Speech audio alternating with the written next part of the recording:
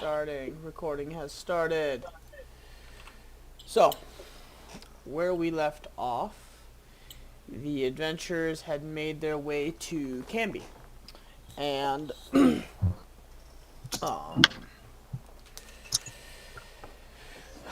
after making their way through the town,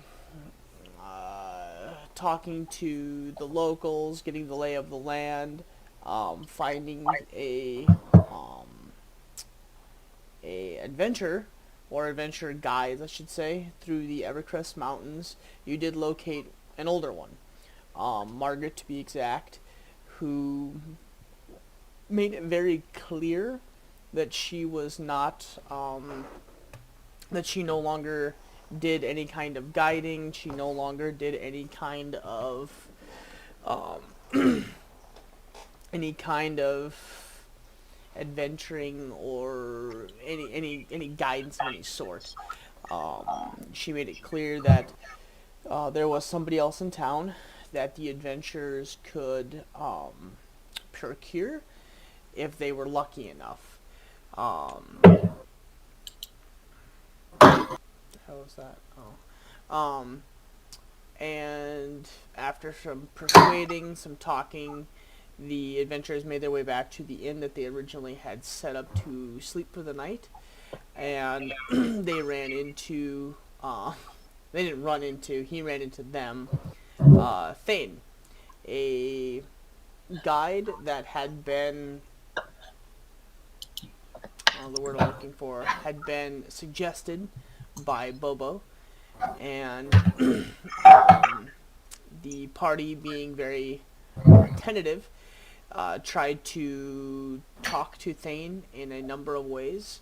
One, by kind of a man-to-man type talk, which seemed to infuriate Thane, as he was in the midst of being provocative with the two young ladies he had brought with him. The other attempt was made by Freya, who actually ended up getting pulled into his sexual seduction of sorts. Infuriating Morn, he lashed out at Thane to find out that Thane was very capable of handling himself. Thane, stepping in front of all of this, managed to get, or not Thane, Kalen, managed to get Thane calmed down enough to have, no, managed to get a civil conversation going of some sorts, talking about guiding him to certain places. Thane was more than happy to guide the party until Morn dropped the name of Jupiter, which kind of triggered Thane to a certain extent and actually sent him into more of a guarded status instead of this womanizing, carefree looking attitude that he had. He invited the party back to his residence to talk things out, where they had all laid down to, basically he had left the party alone to do whatever they wanted for the night and said that he would talk with them come morning. The party, I believe, had been left alone to their own devices and had made their way into each one of their bedrooms. And I think that's where the party left off. Where was I this whole time? You were just with you were just with the party. Okay. Yep. We didn't leave you behind. No worries. That would have been bad. Like, hey, have you guys seen Ping in a while? Yeah. Don't forget, we definitely tapped into all of his expensive wine. And had a good taste.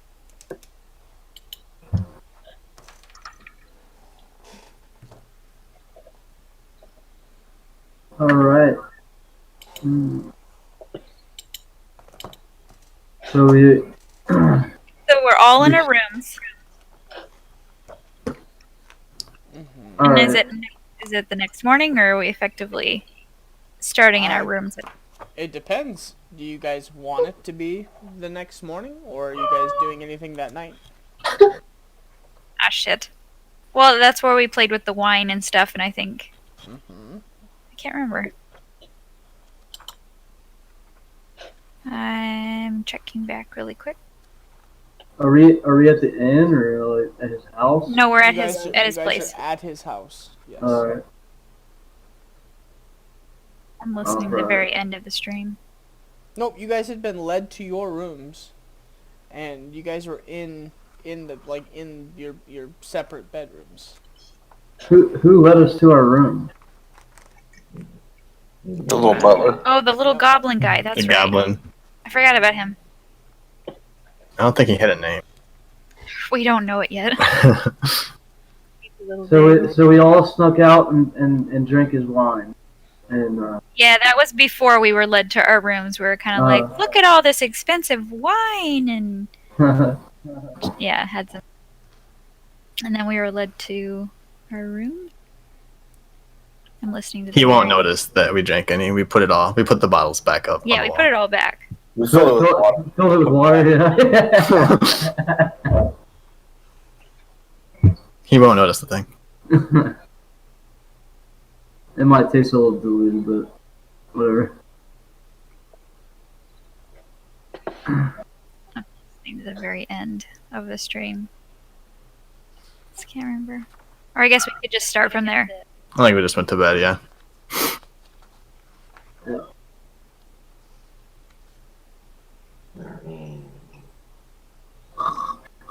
The hell is that?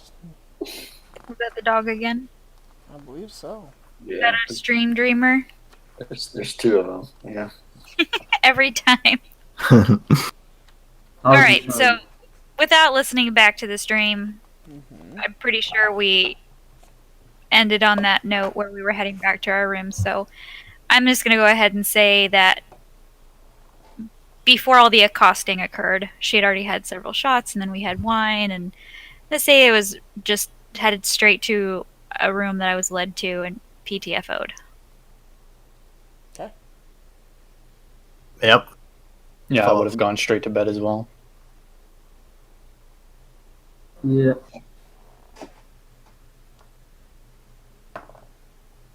Oh shit. He rolled the dice, you guys. We did something wrong. We did something. A roll for restfulness. Yes, of course, of course. You have 20. You're super restful.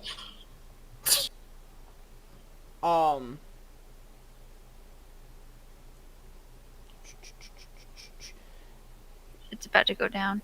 Are you're in male form, correct, Kaz? Yeah. Okay. Nope, that's fine. Oh, that's unfortunate. Freya's in trouble. Oh, wait.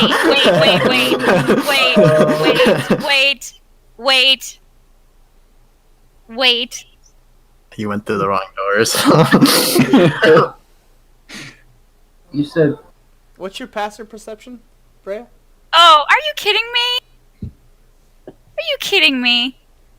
I'm just asking. It's really fucking high. You can't beat it. Okay, go ahead. My passive perception is 16. Okay. Oh shit. It is high. Okay. Doesn't mean you can't beat it, but it's really high. It's high enough that I can't be taken off guard. So you think? Okay. Wait. I have a feat. Alert. When you're awake, you're not awake. Ah, shit. Never mind. Okay. You are sleeping. Mm-hmm. Oh. So, no, that's so. The night goes by. You all get a very good night's rest. You are in comfortable beds. They're very thick comforters, thick blankets. It's very, very warm. Each one of your rooms actually even has a separate fireplace that has been stocked and is working. And it's very warm in each one of your bedrooms. should have slept on the mattress.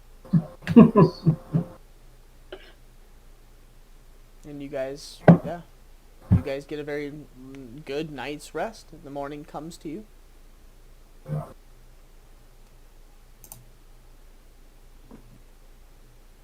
I'll get up fairly early and wander down to that main room and just kind of sit on the couch. Okay. You make your way downstairs, and the entire table in the dining room is set with food. Oh yeah, I'm gonna go to the table instead.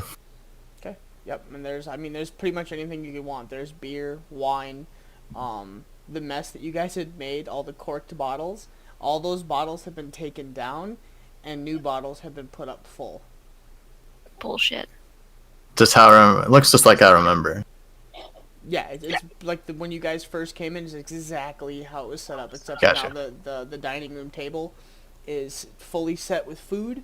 Pretty much anything you could ask for. There's vegetarian, any and all meats you could ask for. Beer and wine is uncorked and set on the table. I'll come down and see that the wine is full. I'm thinking that we like put them back. I'll kind of like wink it more and be like, "We did pretty good." He'll never know.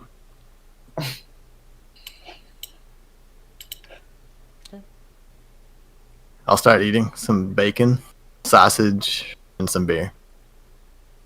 Okay. Breakfast of champions. As you go to reach up and grab food, a tiny hand slaps your big hand. Ah, come on, what? Yeah, and you look over, and the tiny goblin is sitting, not sitting next to you, but he's crawled on the chair, like on the chair next to you, and has slapped your hand, and now put his hands behind his back. I'll be like, my friends won't mind. I'm gonna try to eat again. Slap. And then he takes his hand and gestures towards the end of the table. One of the chairs is completely different from all the other chairs.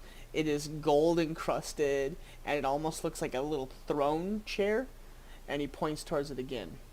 I'm gonna get up and start walking toward the chair.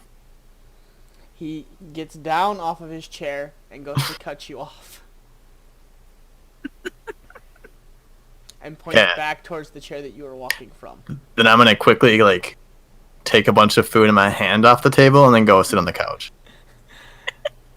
Okay, make a... No, because you're way bigger than he is. So, yeah, so he tries to stop you, and tries to, like, slap your hand, slash, like grab your, like, your calves and stuff, and to try and, like, like, shuffle you away from the table. But he doesn't... yeah, you can imagine how well that goes. Yeah, I'm gonna take my food and just quietly sit on the couch, kind of Okay. ignoring the goblin. And he just stands in front of you, just, like, mean mugging you. I'm gonna enjoy my food. And he just stands there and just... Perfect. About 5 minutes later, you hear Thane walking down the stairs, like, not like triumphantly, but he's just like really making a show of waking up, like, yes, yes, and he's full kimono type, like, robe that goes down below his knees, wrapped together, very like frillies and everything. It's got like it's not pink, but like, like the pink boa that goes around the neck. It's like attached to the kimono and it like wraps around his neck, and he has it like all pulled in. And he walks in, "Good morning," and like just takes his like left towards the dining room and goes to sit down at the head of the table. Okay, I'm gonna quickly stuff whatever food I still have into my mouth, and then walk toward the table and sit down next to him. Bless you.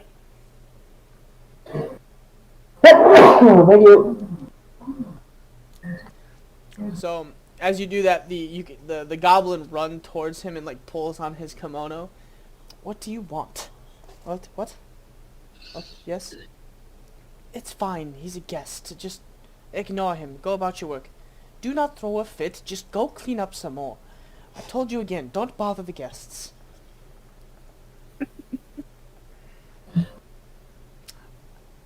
You can see he dishes up his plates. Are the rest of your friends going to join us anytime soon so that we may discuss, or should you and me start eating before anybody else joins us?" Yeah, they'll be done eventually. I'm gonna eat. Sounds good. Dish yourself up. And he just reaches in, grabs like a little bit of everything, kind of what you did, but it's very like when you grab food, you just kind of grab food and you put it on the plate. When he grabs food, everything is meticulously put on the plate and perfectly spaced apart. And then he takes his little wine glass and holds it at an angle, pours his wine in and swishes it and starts taking his couple sips and sits it down. Yeah, I'll just wait for them to come down. Your loss, my gain. And just continues to pick at his food very slowly, but he's eating. I'd imagine I wake up by now. And,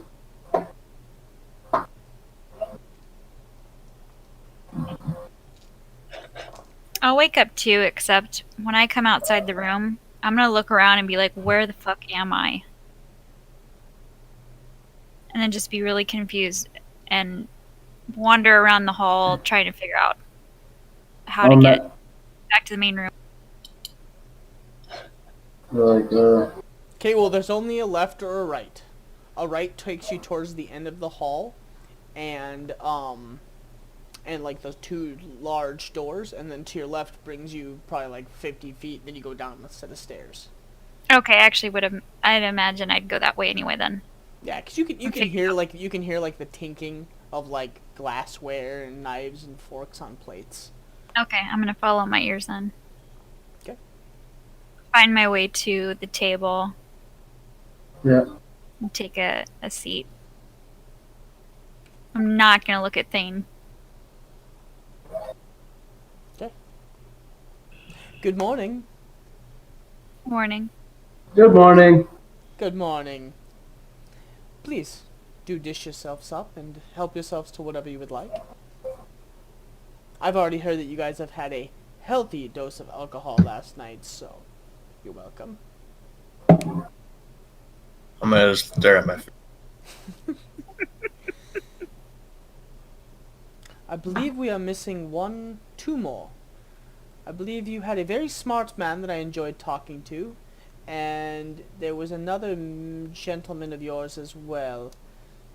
Skinnier I'm guessing fellow. Kalen's he'll be done after his morning prayers. It takes him a while sometimes.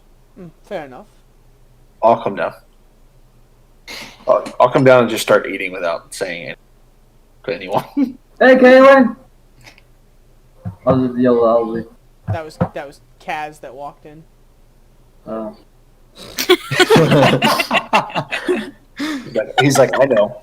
Kalen's up in his room praying, just like the fuck. Oh well, as soon as he said that, I thought I heard him say that he's done. I mean, they do have two distinctive voices. But it's Yeah. okay. Maybe Kaz had taken Kalen's shape. Yeah, it could be. Shut up. Anyway, All right. with that in mind, I'll wake up as well, do my morning routine, and then I'll head downstairs. Hey, Kaz! Okay, so Kaz joins the table. 10 minutes later, 15 minutes later, Kalen kind of makes his way down, as well, after morning prayers. Everybody's pretty much done eating by that point. I think Thane is just kind of,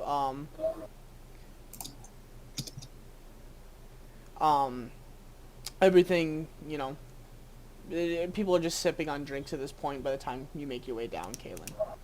So. Sure. Good morning. So, now that we've all made our way to my humble abode and being as tired as we were last night, there are a couple things I would like to discuss. If you guys are willing to listen. Sure. Perfect. So, first things first. After our discussion today, you will all take baths. You smell horrendous, and you've stained all of my sheets in my beds, especially the big man. You stink something foul. The bath is at the end of the hall. My little butler here will show you. But, first things first. This was not answered last night. You are going to Jupiter. Why? And I don't want lies. I do not want beating around the bush. I do not want anything beyond the open truth.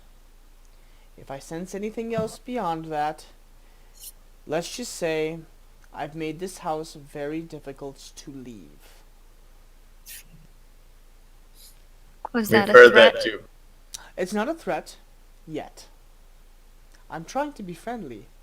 It was a threat. You're telling us that we have to give you information or we can't leave. It's not information. Think of it as a sensitive topic.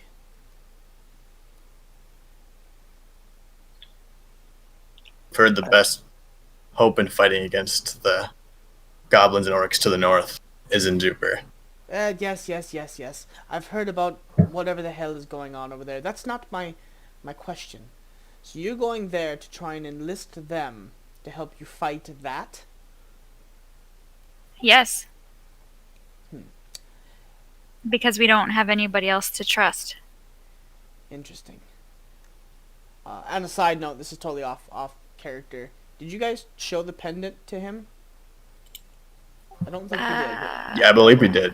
did. Yeah, you? we Pretty sure Freya showed. No. No, I showed Joanna the pendant. I have not shown him the pendant. Joanna.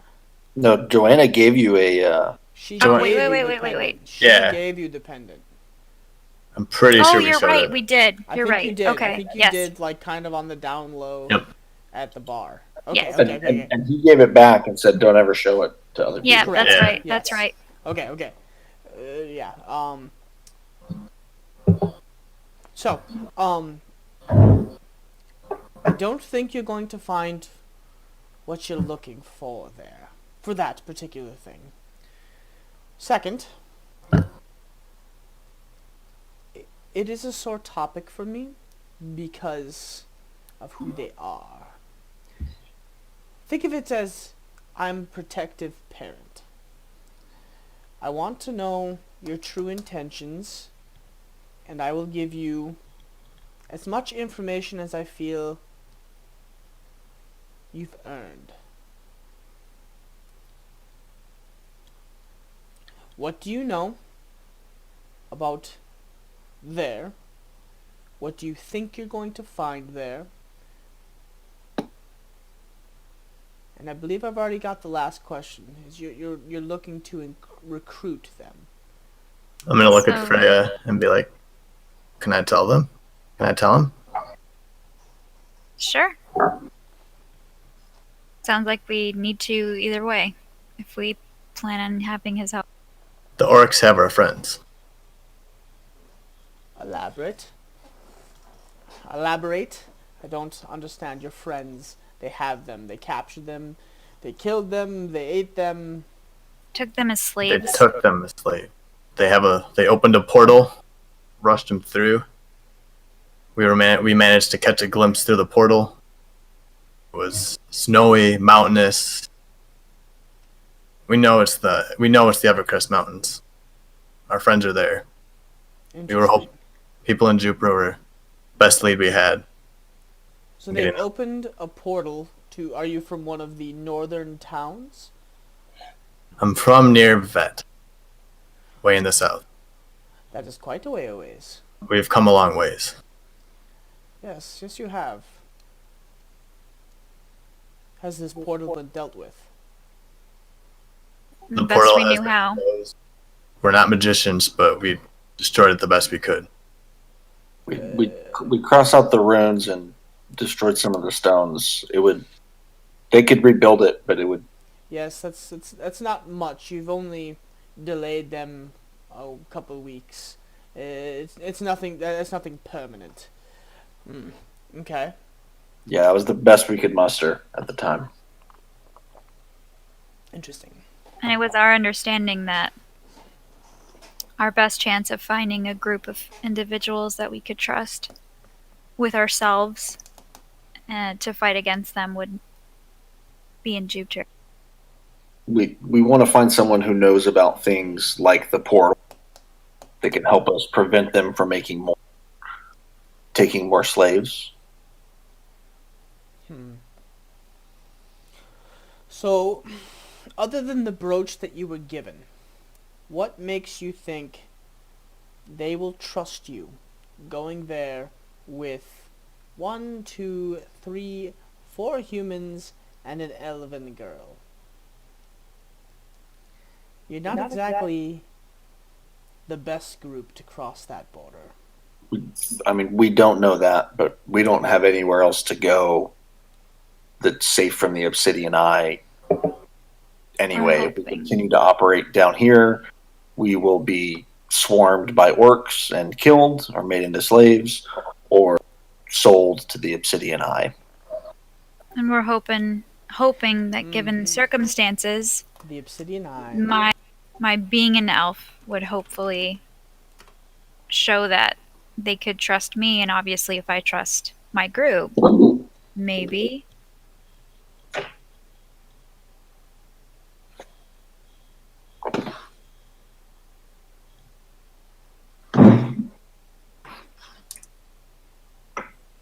We know that the people there are helping gifted children.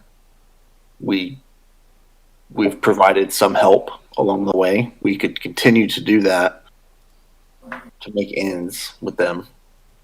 Yes.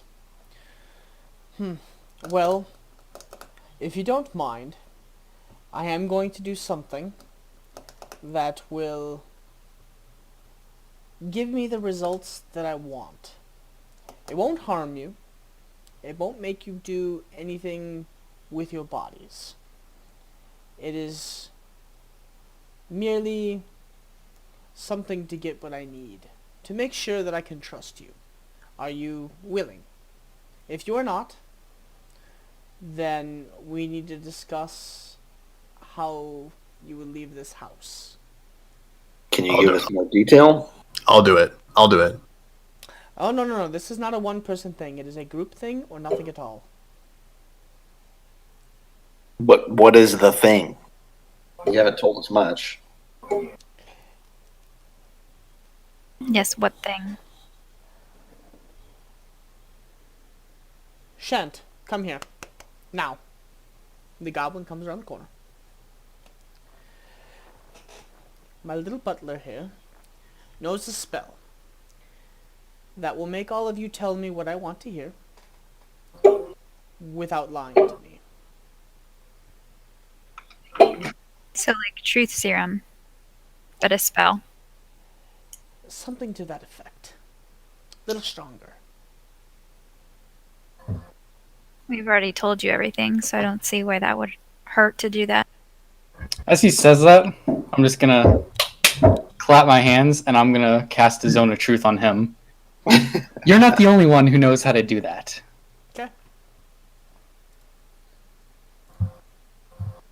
What's the range? Like, what's the, I guess, area of effect for Zone of Truth? How big is it? Would it hit all of us? Yeah. I would have put it far back enough so that only the outer rim touches him. Okay. Okay, so I mean, I would say, because He gets- so Caitlin does it to all of us. he gets what he wants, and we're all affected. Okay. But because we're gonna have to do it, ourselves anyway. So you might as well cast it to where it can hit everybody. Oh shit. It was right on this. I knocked it over. Can you see it? Natural 20. I mean, I believe he's being truthful. I just wanted to demonstrate. Correct. So, as you say that, he immediately snarks, smiles at you, and goes, "That wasn't very nice. But I understand. So, Shant, cast it." And at that moment, the little goblin takes 2 steps forward, and you all feel a wave wash over you. So, make a charisma saving throw. If you choose to resist it. Yeah, I shall choose to willingly fail. Does if we resist, does he know? Yeah. Yep, he knows who fails and who succeeds. I'm not going to resist. Okay, I won't either. I'm good. I won't resist. I want to roll just so that I'll know if I to resist if I would have passed or not. Just for your own well-being. Oh, Yeah. nat 20, Kaz. Oh, fuck. Okay. Oh baby, yeah, that would have done it. I wasted a 20. He sits back in his seat, and one after one, he leans in, and you can see the goblin reach up with his hand and points at each one of you, taps him on the wrist, points to Kaz, taps him on the wrist, points to Freya, and so on down the line. You're assuming he's basically saying, yes, yes, yes, yes, yes. Very good. Big man, do you like me? No. Ah, yes, it's working. What are your intentions and goals for Jupiter? Rescuing my sister. Very good. I do not believe I got your name, skinny man. What is your name? You're looking at Kaz. Oh, forgot I can't lie. It's Kaz. In the spirit of truth, I wanted to lie to you and tell you that it was Rock Johnson, but it's not. It's Kaz. I appreciate that. There is something off about you and I can't put my thumb on it. Tell me what.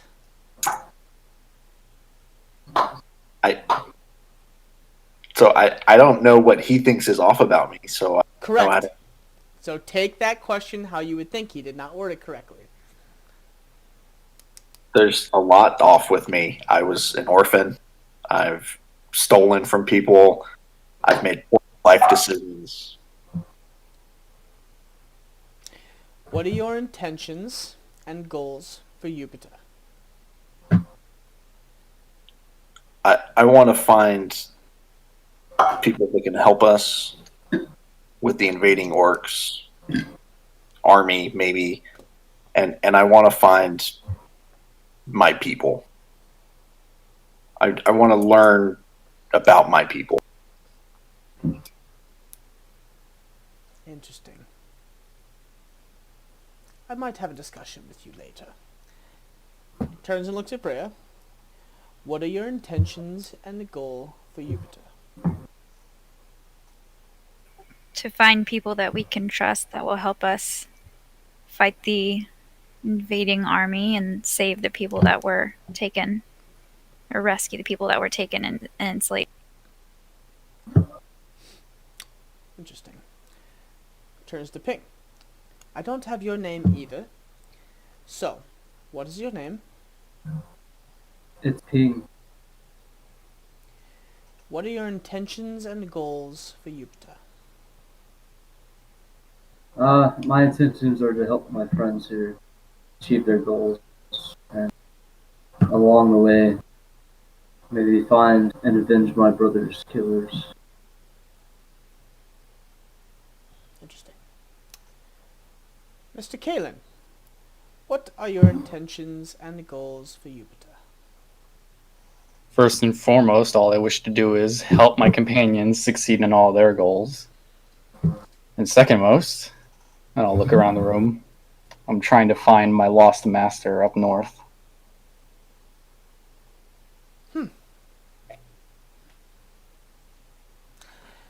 So you're not lying to me.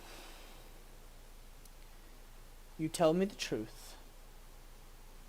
You all seem good-intentioned wise. So I will ask no more questions. And you feel the influence wash away from you. So, on that note, I will give you a couple tidbits of information before we take off for these mountains. 1. I will leave your asses in the dust if I feel that we are in imminent death danger. It's mutual. The Evercrest Mountains, even for someone as skilled as me, is an incredibly dangerous place. There are things there over the last decade or two that have mutated, become wrong. There are creatures that or talked about myths that have made their way to the surface again. Some creatures I've never even heard of before. I assume you're referring to the rock. That's one of them. There's other creatures and mutations between certain animals that have merged together. There's people closer to Dal that say they've seen a dragon flying along the ocean close to the mountains. Whether this is truth or not, I do not know. What kind of But, dragon? I believe they said they saw two. One of white and one of green.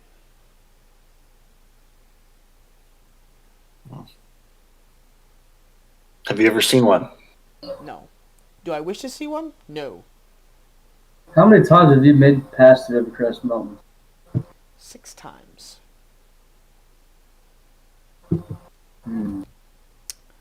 Let's just put it this way. I used to be a scout for Fort Thromgard. I used to scout what is north, and I used to find new entrances, new trails, and anything else that might be useful to a military. I have seen a lot. I've seen a lot of things in there that I don't wish to see again. I've lost companions, and I retired, per se. I led 2 expeditions of explorers and adventurers into those mountains, and I am the only one to have returned. Not because I chose to, but because things happen. It is no exact science, those mountains. They say the Evercrest Mountains used to be dwarven. That the dwarves built tunnels through those mountains, and they shift. I have seen this on occasion. You might be following one trail for miles, only to have it disappear right before your very eyes.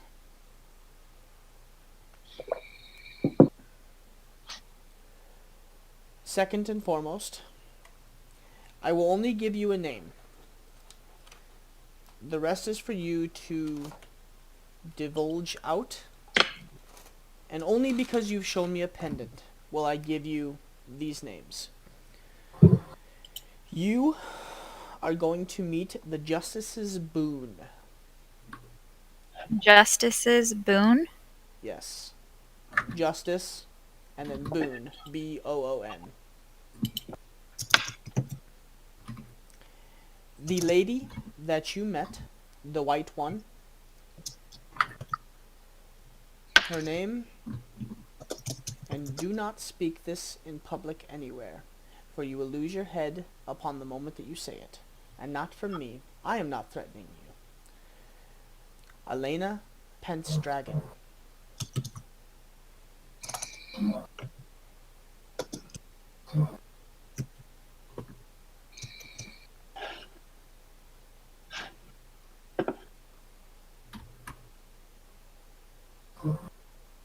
So the Justice Boon is where we're the group that we're looking for in Jupiter? The lady that you met was the white one. Correct. And she is Elena part of- Penstragon. She is part of the group. She is part of the group that, yes, they're a organization of sorts.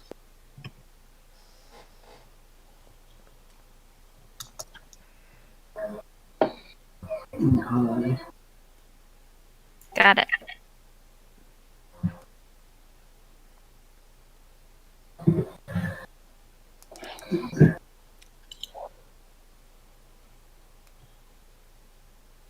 So, on that note, I have prepared all of our camping supplies that is needed. This is the 3-day trip to the mountains, and then from there, we will take 2 of 3 paths that I know. Whether they still exist, I don't know. But We'll figure it out as we go. So we procured 3 horses. Mm-hmm. Are they going to be useful? So that will cut the time in half. Do you have your own horse? I do, but I won't be bringing it. I guess that means somebody's going to be buddying up with Morn. You're not going to have Bergen to yourself anymore. Bergen's mine. So, I will say this. 2 things. 1, we can bring the horses if you want, but I don't believe that they will be able to traverse the Evercrest Mountains. Maybe, but at some point you might have to leave them. May. 2, when we get to our destination, if we make it, I cannot guarantee your safety. You will be newcomers to a new place, and you will be immediately taken into custody, per se. I think that's to be expected. Understandable so. Well, on that note, I have 3 bathrooms. They are all prepared for you. Please bathe, clean yourselves, and I set out fresh, new winter clothing while we wash and dry your sets. We appreciate your hospitality. You're welcome. Any friend of Bobo's is a friend of mine. I do apologize for last night. When I've had a couple, burgundies, I get a little antsy in my pantsy, if you know what I mean. Did we tell you about Bobo? Yeah, we told him about Bobo. Oh. This is the only reason you didn't cut your heads off. We had reason to trust him at that point when we told him. I'll sit up and I'll start heading towards one of the bathrooms. I'm gonna run in front of Kaylin and race up the stairs first. Well, the baths are downstairs. Sounds I like thought they were at the end of the hall. I'm ready to run to the bath. Yep. So there's stairs that head up, and then there's an upper level, like almost like dormitory style, and then there's, if you walk as the stairs are off to the side, underneath the stairs there's another hallway that leads down, and there's 3 large doors. When I realize that I went the wrong way, I'm gonna take off in the correct direction and shove Ping out of the way. Nope, I'm ready. I would say if Ping went the right way, yeah, he probably beat you to one of the bathrooms. But he wouldn't have been in a hurry because I wasn't even going that way. No. So there's 3 rooms. There's one There's 3. There's 3. Never mind. There's one at the very far end, which is kind of a larger bath. It looks like it'll suit probably 5 or 6 people. And then the one to the left is kind of like a doubles type one. It's a little bit larger, and the one to the right is a singles. I'm gonna shout, Ping, don't you dare.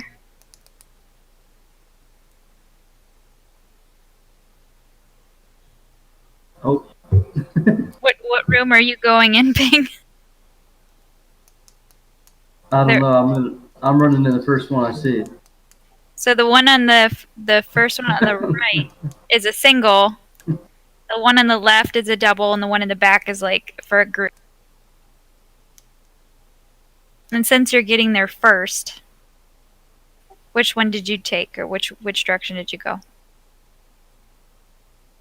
I don't know. I just assumed I was running. So, I don't know. I'll just take one of the single ones. I don't know.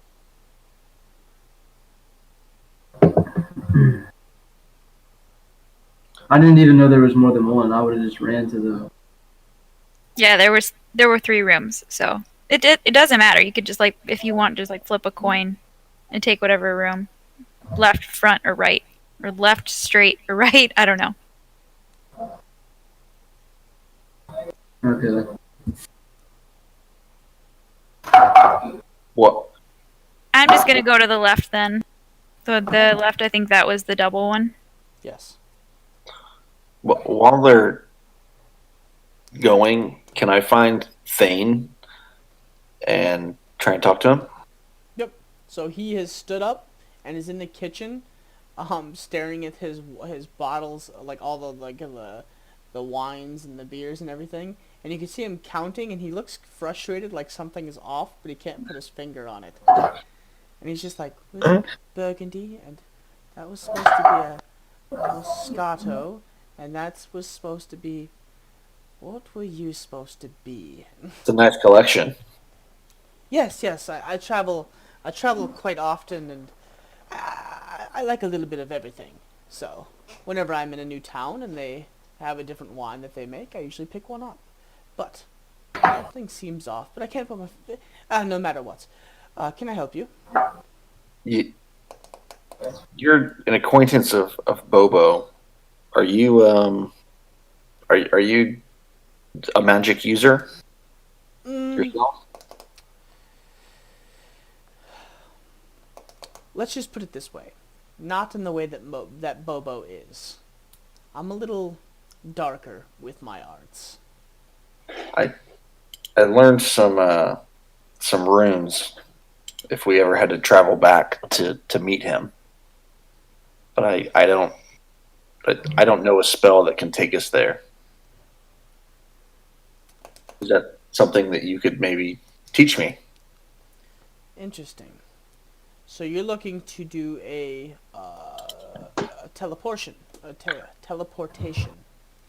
Yes. Unfortunately, I do not. I will say this though, and he kind of grabs your hand and like leads you towards a back room, and it's when you come around, like all his doors have been like gold trimmed and very very nice, and you walk around the corner of the kitchen and down like a small hallway, and as you are walking, you notice that it goes from like a really pretty like gold trimmed like doorways and like a bunch of other stuff to like magical runic symbols and like from what you can tell they're magical wards. And towards the back of the room, he walks up to the door and he kind of looks back at you and goes, "Please turn around for 1 second." Okay. And you can hear something, and all of a sudden you can hear this,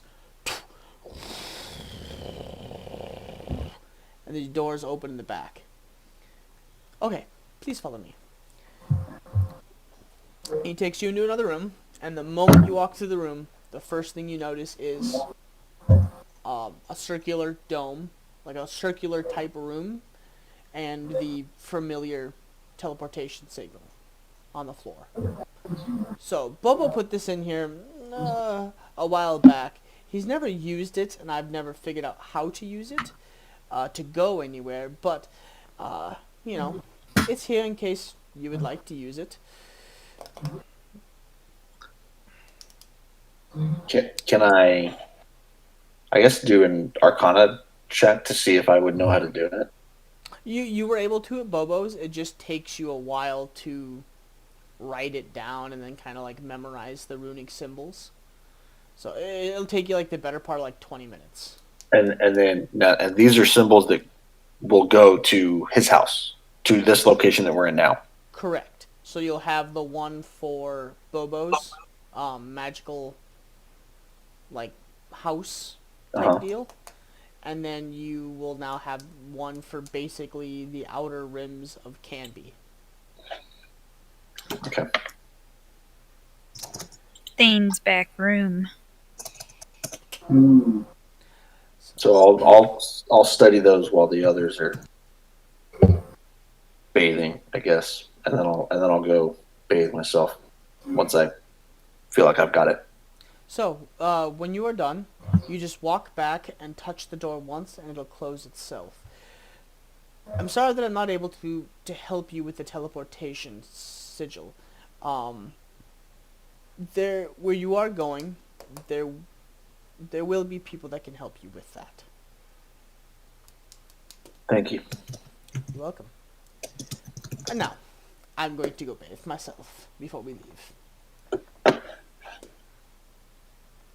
So, anybody doing anything in this time period? I'm gonna assume I'm taking a bath. And... Yeah, after we talked in the kitchen, I'm gonna walk over to the clothes that he put out, and then I'm gonna take them and start walking toward the stairs to go up to my bedroom. They're all in your bedrooms. They're just laid on the beds that you guys Oh, are on. perfect. Then I'm gonna start changing into those.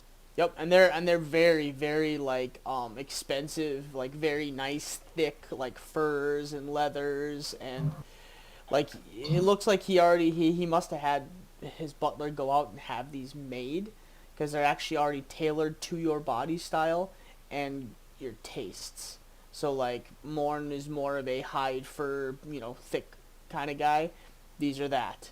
Whereas the girls have more of the long, well, actually it would just be Freya, but it's almost like a longer coach like type deal with like fur inlined, so it's like flipped out, but it's all fur in here, and a nice big hood, and Ping and Kalen have these large coats slash leathers, so it's all very very very nice.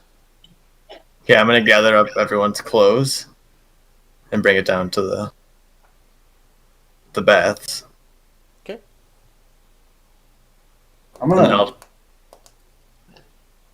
I'm gonna try to figure out where like people are, and then like throw my like like you kind of briefly open the door and then throw the clothes in. Okay. That's what I'm gonna do. Thank you. Yeah. Thanks. Freya, as you're taking your bath, Oh no. Oh boy. you felt this the night, like last night, but you just thought it was a dream. But now you're awake. And for some reason, I don't know, it's just you have this like creepy feeling like somebody's watching you. Uh-oh. I'm gonna like look over my shoulder. You gotta look peek around the room. involved. And what? You're just looking around the room? I mean, yeah, I'm gonna like look over my shoulder and look around the room. Like, what the fuck is that? Like, who's somebody look in here? Somebody watching me? Okay. So, because you rolled so low, and your passive perception's pretty high, so you're like in the bath and you're butt naked, and you're washing, doing your whole thing, and you're just kind of like, what the fuck? And you kind of start doing that, like, like where you're like washing and you don't really care, till all of a sudden you're kind of like covering things and like looking around, and you're just scanning the whole room. And it's a very nice, intricate room. It has pictures. It has plants in some of the corners. It's a very nice room. And you're like looking around, and there's a painting of there's a painting of like a knight on a horse, like with his javelin out, stabbing a dragon. And then there's like another one of like a princess walking along a cliff, and the moon's in this like in the distance, and the ocean's like laid out before it. And then there's another one of like what picture frame is that? Like the Da Vinci one where they're like laying on their back and they're like touching fingers. Except for it's like an intricate painting of Thane. It looks exactly like Thane, and he's reaching out butt ass naked with like this dong hanging off of the cloud, and it's like him touching himself. He's like reaching out to touch his like other attractive self. And you're like looking at it, and you're like, Jesus God, you are just like, you're so self-absorbed. And then the longer you look at it, the eyes blink on one of the other ones. And you're like, what? And the eyes blink one more time. And then the eyes go wide, and you can see like a little like shutter go down over the eyes. I'm gonna like sink down in the water and just keep my eyes on that painting and just like kind of hold myself. Okay. They don't move again for the entire rest of your bath.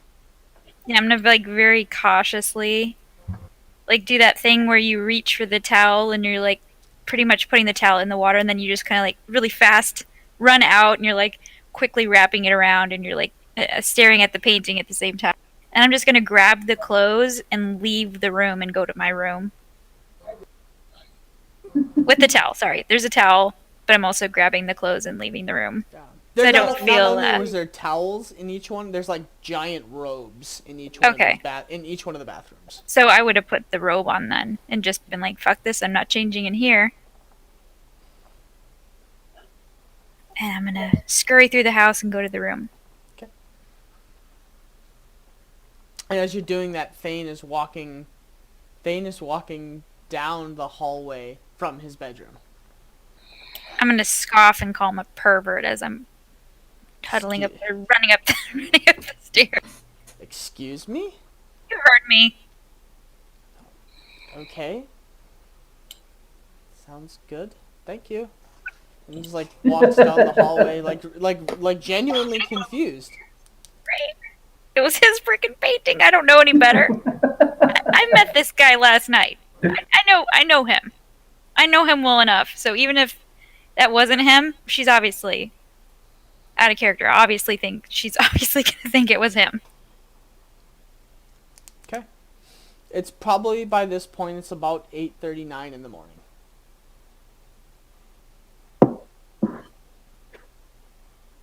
And he's gathered. He's already standing by the front door, like making his way outside, and he has like a pack on and some provisions and. Yeah, I'm gonna hurry up and finish my bath and get dressed and head out. Who's in the third bathroom? I was in the one straight ahead. I don't know. I would assume it'd either be Kaylin and Kaz, whoever decided to go first and then last. So my bath is open then, because I would have already left it. Yes. Yeah, I'll take a bath, I guess. Okay. So the better part of like the half hour, 45 minutes goes by. You've all bathed, cleaned up, done whatever you needed to do. Provisions have been brought to you. There's like a backpack of sorts and like a bag of provisions that's been laid next to the door, kind of like in order that you guys can grab. You know, some are a little bit bigger than others. Well, are we ready to get going? I think so. I would hope so. Oh, yeah. After I changed, I will headed downstairs and I'll be mean mugging Thane the whole time. Is there any way to sneak into the kitchen without going through the living room? No, not really.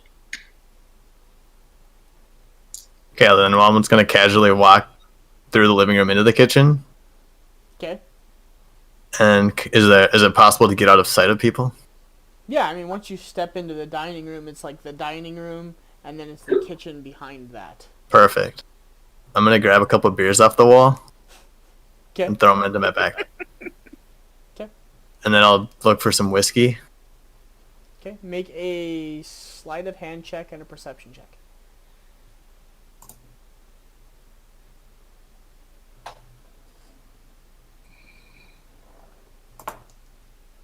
Damn. Don't mess with Warren's. Yeah, especially when he's looking for booze. You grab quite a few beers, and like you look at them as you're putting them in there, and they look good. They look like real good beers that you had the night before, and you managed to get them into the bag. And you can hear everybody kind of shuffling in the doorway, and you kind of use that to your advantage to pull out the whiskey bottles one by one to like look for the good one. And you're kind of an alcoholic, so you know what the good shit is, and you know what you're kind of looking for. And you time it every single time, like somebody picks up a backpack or makes a grunt or they shuffle or do something in the hallway and they make a loud noise. You like pull out the bottle really quick and you're like, okay, no, that's good, but not good enough. Oh, yep, okay, yep, nope. And you get to kind of the bottom, and there's a really, really, really, really dusty one, and you pull it out, and you're like, oh, that's the shit, and you throw it in your bag really quick. gonna casually go back out. Well, are we ready to go? I'm ready. All right. Mm-hmm. Let us begin.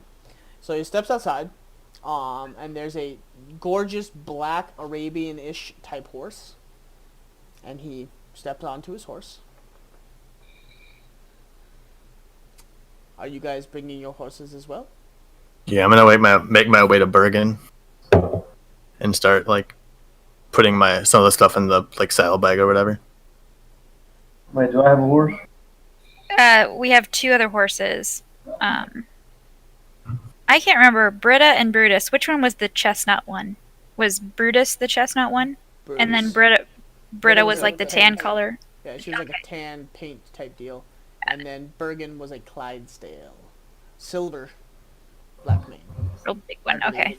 I'm going to go hop on Britta.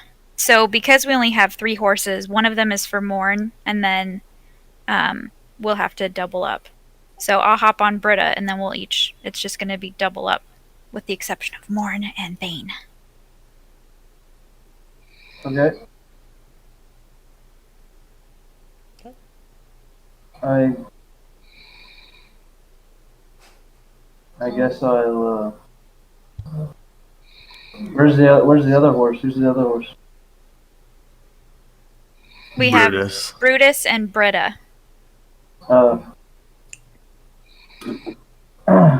You said there was 3 of them though, right? Yeah, Bergen is like a really big horse that's just for Morn, because the Okay. regular horses can't fit Morn, and then we have the 2 other horses for the other 4 of us. All right. Well, I'll jump on the other horse then. At that point, you see the little goblin come out. He waves his fingers, the doors lock on the house, and he jumps on the back of the horse with Thane. Alright, let us be off. And you guys take off at a gallop. What's up? Are these things the Lyson or Lysons, whatever? No, Of the actual horses? they're just These are large actual horses. horses, yeah. Oh, we okay. didn't get Oh, like Lycians. No. The Lycians. Oh, yeah. Nope, they're just I thought- regular horses. I think the party was having difficulties with the price of the more exotic mounts. Okay. Alright, and then before we take off, I'm going to pat the back of the horse and look at Kaz and Kaylin and be like, alright, which one of you? I'll look over to Kaz. Whichever one you would like, I'll take the other. I'll just whichever one's closest to me. So non-committal. Get on the fucking horse. Okay. Thane has already took off and he's at a gallop in front of you guys. Who was on Thane's horse? The butler went with him. Is that it? Yep. Who wants to be Team Ping? Yeah, who do you want double up with, Kaz, Freya, or Ping? I'll hop on Freya's horse. All right, Steak. I'll double up with Ping. Steak. Yeah. As soon as they Yeah. hop on, I'm gonna like nod my head forward like I'm trying to race them, Yeah, that's what I'm saying, man. and I'm gonna take off as fast as my horse can go towards. You're too big, not. not gonna You're happen. not. Who's racing? Morn. Oh yeah, I'm gonna take off and race him too. Kaylin, hold on. Alright, yeah, I guess we're all taking off. Okay. I feel like me and Freya are the smallest combined. Oh, for sure. So we're going to be really light and really fast. Yeah, Yeah. but Bergen's the fastest and greatest It's a horse. big fucking horse. And you're So, a big okay, guy. so hold on. So, are you guys racing? Yeah. Okay, so we got Bergen, Britta, and Brutus. Okay, so I want you guys to, whoever's driving the 3 horses, roll a d20. Morn, you roll yours at disadvantage. And actually, so would Kaylin and Ping. I was gonna cut. Actually, no, you guys should be alright, because Ping's a skinny fuck. I was gonna cut Freya off. Okay. How are you going to cut me off? Yikes. Pull my Yeah, horse me out. and Ping.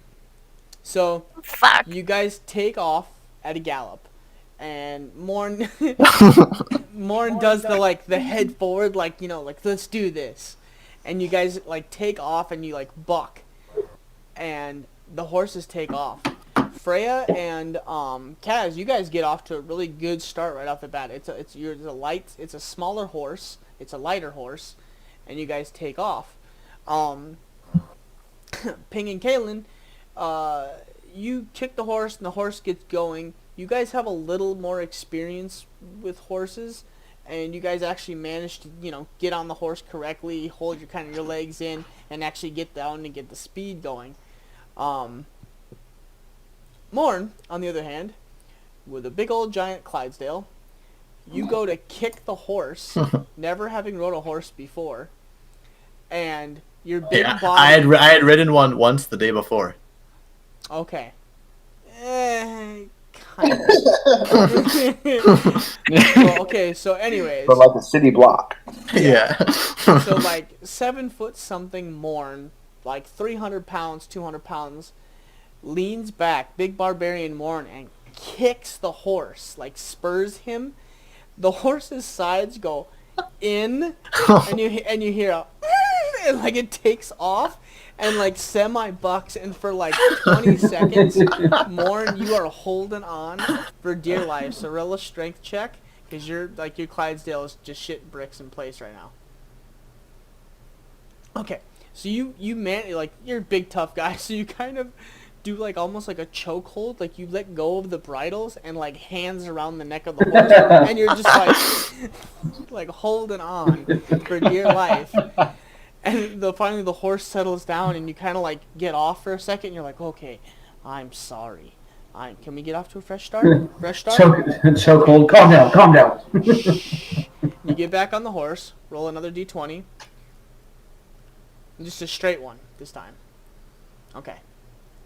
So you manage to get the horse calm, and you take off. It's a Clydesdale. It's not a sprinting horse. So you get a nice gallop going, but you can definitely tell you are far behind. So one more d20 between all of you. Straight d20s. Another 12. Oh, baby. Okay. Ping. Bing, you're driving. Kaz is sleeping. He joined his dogs on the floors. Ping. I think he died. Kalen, make the roll. Okay. Ping died. Kalen's saving him. Oh. So you guys get the kick going. Kalen and Ping, you guys are ahead, and you guys are really kicking into it now. But you're not exactly a light person either. And it was a short sprint. It was a really good short sprint. But now you can feel it start to give way, and you can hear the horse kind of like really trying to get its breath. And you're kind of like, oh, what's this? She did. And you're like, oh, okay, whoa, horsey, okay, and you're like, slow down, yep, we don't need to kill you before we even, like, barely leave Canby. And Freya and Kaz, as you do that, just, like, whiz by you. And they're going, and they kind of start to trot, and you guys are, like, having fun, you guys pull the reins back a little bit. But out of fucking nowhere, all of a sudden, you guys you can hear it, and you can feel it. You just hear, and you look back and you see Morn's hair in the wind, and you just see him just like, and this horse is just like, and it's just like, I mean, it's a big fucking horse, so exactly like Morn, the strides are a lot farther, and now it's kind of one of those like a fat kid, like really slow to start, but kind of scary once it gets the fucking momentum going, and all of a sudden. Yeah, it's like all of a sudden like this giant fucking tank at a dead sprint just like by you. And Clydesdales, if you guys don't know, actually have a better lung span and strength. So every one of its kicks is like double you guys' horse. So it is hauling ass and passes you guys. And Morn is you're just holding on. It's cheating. More Where you're you go, cheating. Bergen? Awesome. All right. I'm gonna look around for our guide. He is just ahead of Kaz and Freya, and he's just watching Bergen fly by in a dead sprint and just like grinning and laughing. So he was kind of racing with us too. Oh no, he had taken off way before you guys, and was just kind of waiting and slowed down. He's just like a little trot the entire time. Oh, okay. So we'll say for the sake of brevity and time, because you guys are at a level where camping and whatnot, there's really not a whole lot that's going to be able to fuck with you guys properly. You'll say over the course of 2.5 days, since you guys had horses, it did cut it down by about a day and a half.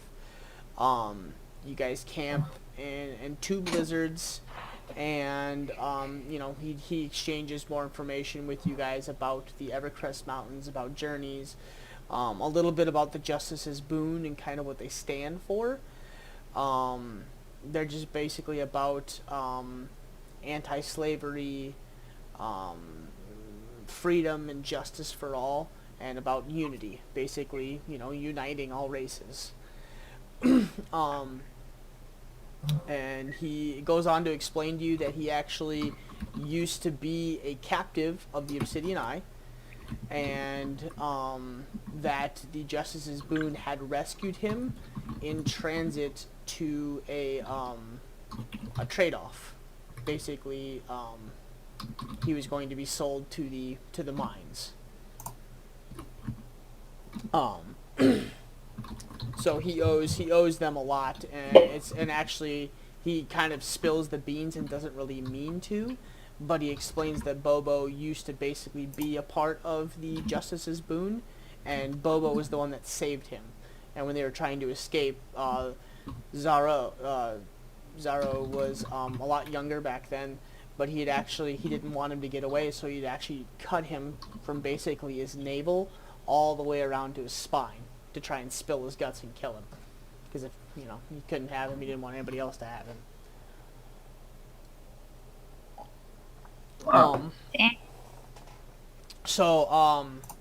And Freya, the more time goes on, you do kind of realize that the more you look at him, he's a very opaque color. He's such a dark blue, it's almost black. He just has a very different shine to him. So, he's kind of like a one-off color type deal. So, takes you guys about 2.5 days, roughly. And you get to as the days go on, you guys travel a little bit into the night, and as that second day comes to an end and you guys camp and wake up that next morning, as you guys wake up, you step out of your tents, and the first thing you see, and Morn, you grew up in the mountains, and you've seen mountains before, so you know what they look like, but this is different. These are Mount Everest, like high, like, and they go up, and you can't even see the tips, and about halfway down they're snow covered, and they just go, and you look to the east and the west, and they go on, and you don't see where they end. They just go on and on and on and on, and they're high up in the air. You look to the west, and they go on and on and on, and then you kind of see the dip off into a distance, but from what you can see, they just continue on, and it's kind of you kind of are awestruck. Like, you thought you lived up in some mountains, you thought you've seen, you thought you considered yourself quite the mountain man. But this is different. This isn't mountains. This isn't home. This is fucking up there. The rest of you guys see it, and you guys have never seen anything like this before, and it's just kind of like awe-inspiring how large they are. Well, ladies and gentlemen, this is the Evercrest Mountains. Huh? Are we supposed to climb them? No, there's you could spend 10 lifetimes probably trying to climb your way through these mountains. The trick is to find your way through them. And how many lifetimes did it take to find that? It took me quite a few years to find 2 paths that I've been able to use quite regularly. But one of them exits just north of Fort Thromgard, and we're not taking that one. We're going to take this one as close to the shoreline as we can get, and hopefully it's still there and we can still use it. If not, then this will get to be an interesting trip really quick. Well, Shant, if you would do me the honors of please taking, the horses home, I'd appreciate it. Are you bringing your horses with you, or are you leaving them behind with Shant?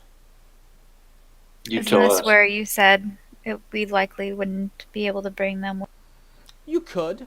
I can't guarantee they'll survive, but that's your decision. What are you gonna do? Be on foot? Yes, I'm walking. And then it doesn't make sense for us to be on horses. Fair enough, then. Yeah, I'll step off. Will you take care of our horses while we walk, and we can maybe come back another time for them? Of course. Shant is going to take them back to the house. Awesome. Very well. I'm gonna walk in front of Bourbon, pat her on the head.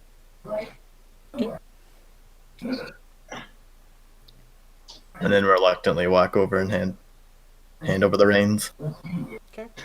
And as you guys hand the reins to Shant, he actually makes a couple motions, and it almost seems like tiny hands grab all of the reins and keep them all in one row right next to him as he walks. As he guides his horse, they all walk like exactly the same way as him the whole way.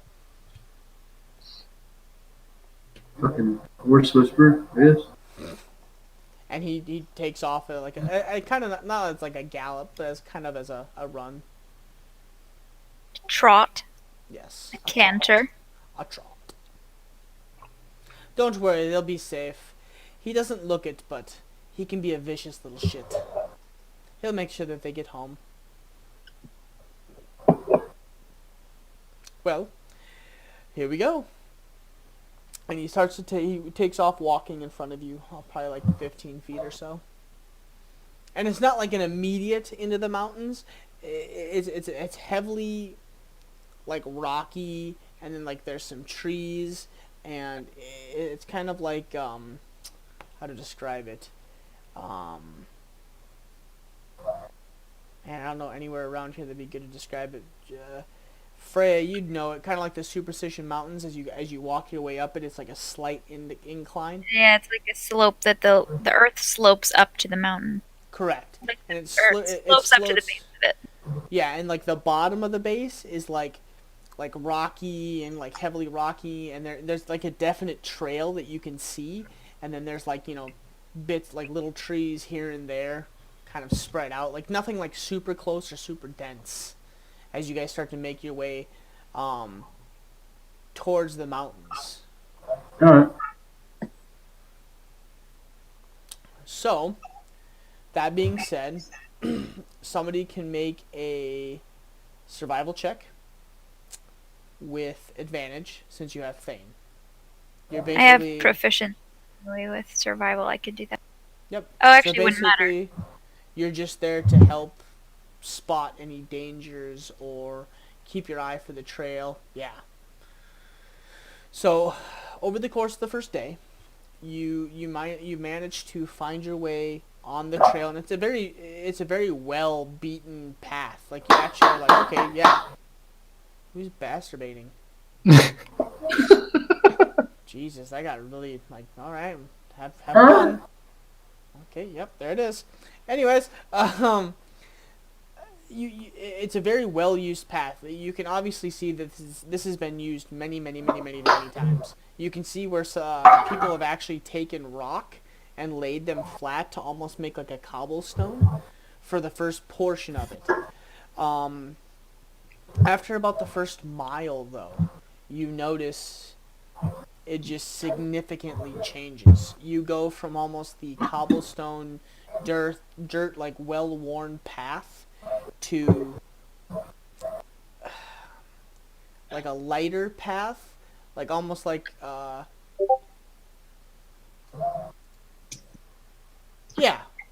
yeah. But it's a lighter path, so it's almost like if you were to continuously walk over grass. The outer edges are thick, and then it kind of like is worn down a little bit, and then right in the center, it's like dirt. It starts to get like that, where you're walking, and the path isn't necessarily a path anymore. It just looks like people have walked over it a couple of times, and so it's almost kind of been permanently worn down. But the further you walk through, Thane points out a couple of things here and there. You notice that like the path continues going straight and kind of curves off to the right, and then there's like another offshoot that goes off to the right again, and there's one that goes off to the left and then there's one that goes like up to the left upper one, and then there's kind of one that goes off to the right and then up, and then looks like it goes over a little hill. And you kind of are like pointing them out and saying, well, there's all these paths. And Thane turns back around and, no, you don't want to follow those. That's what I talk about when I say misleading. You could walk through these mountains for days and get lost. You have to have a sense of where these lead, or you'll get lost within these mountains quite easily and find yourself meeting creatures you don't want to. At the end of the first day, you guys make it a decent way into the mountains, and you guys do find kind of like a bridge, like it's a not like a cave, but it's almost like a tunnel of some sorts that exits on the other side that you can tell people have walked through, and you guys set up kind of like a little base camp in there. It's a tunnel, so you can walk through it, but we're also setting up camp in it. Mm-hmm. Okay, so is it like a really wide tunnel, or are we like blocking off the walkway by camping there? You're blocking off the walk path. Okay. Yep. So, I know you guys are looking forward to a nice campfire, but here in these mountains you don't. It's a beacon. So, I will take the first watch, and then we need 2 more people to watch throughout the night. I'll watch. I'll take I'll a watch watch. as well. Morning Caitlin for the last year. Okay.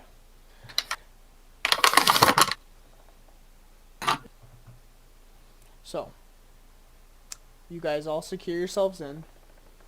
You get the makeshift tent up. You bundle yourselves up.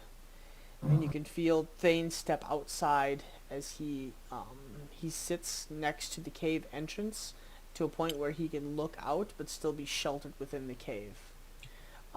It is snowing. It's cold, but it's not like, it's probably got like a half an inch of snow on the ground right now, and it's pretty chilly out. Like high 20s, high teens. Like 12 degrees. Okay. Fucking cold. It's pretty chilly. But with Cold all enough to hurt. but with all the fur and stuff you guys have on and all the different camping gear he guys lent you, you guys are pretty warm. Okay. So the night goes on. You don't hear much of him. And those of you that stay awake to kind of like make sure that he's actually guarding you, it's actually kind of creepy. At some points, you don't hear like usually, like when you're sleeping at night and like somebody's like trying to be quiet, how they make that weird like heavy breathing, like they're trying to breathe quieter, but you can definitely hear them do it. Yep. You don't hear him at all, like breathing. You don't hear anything from him. He's actually like dead quiet out there. Hmm. And his watch comes to an end. Your watch comes to an Your watch comes to an end. I'll take my watch then. Okay. So I imagine he gets up and wakes me, or he comes in and wakes me up when it's over. Yes. He comes in and nicely kind of like nudges you on the shoulder, and he looks tired, and he just, okay, everything was quiet for the night. I'm going to go to sleep now. If you sit at an angle at the edge of the tunnel, you can actually peek out both ways and look down the tunnel on the opposite side. Okay. So I'll go out there and I will. I'll follow his tip. Okay? So you set up just at the edge of the tunnel where you're actually able to see pretty much everything on the tunnel, like the side that you guys came in and set up, and then you're actually able to peek just beyond the tent and all the way down the tunnel to the opposite side.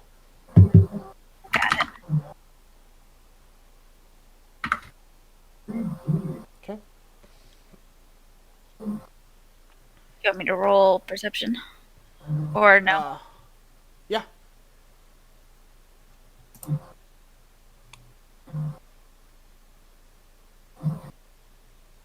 Okay.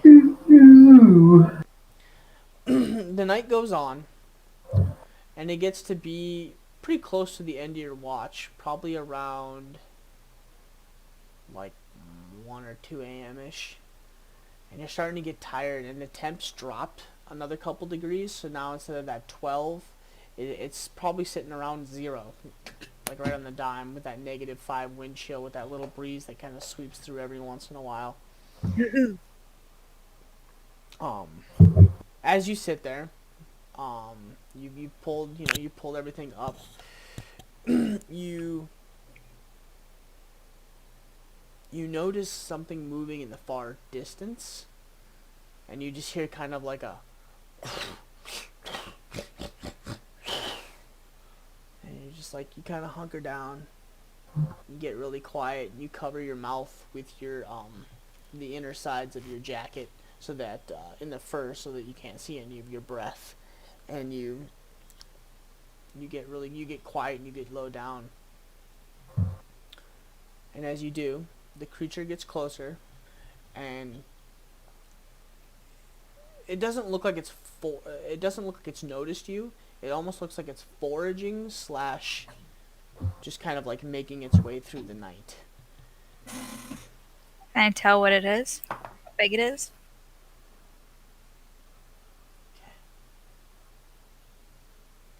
So, because of your perception check, you can't tell what exactly it is, but it is huge.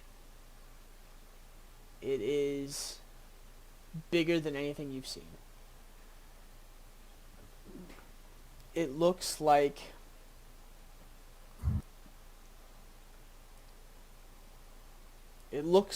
a lion with the tail of a dragon, 2 giant claws on the front, with a snout that comes down like a beak. And there's barbs that run the whole backside of its body that come out, and the tail actually forms almost a club with multiple spikes that pop out in every direction. So would I know what that is? I mean, I have an idea, but would Freya know?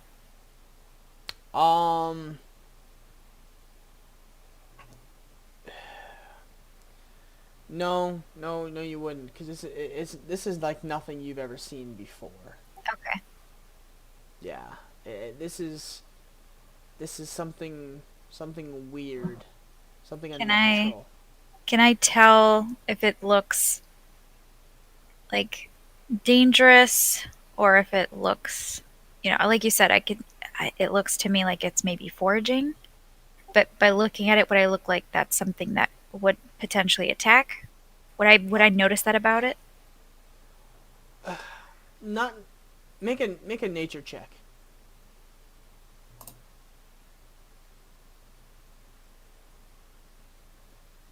Unfortunately, this creature. Not with a nat one, no. This creature is.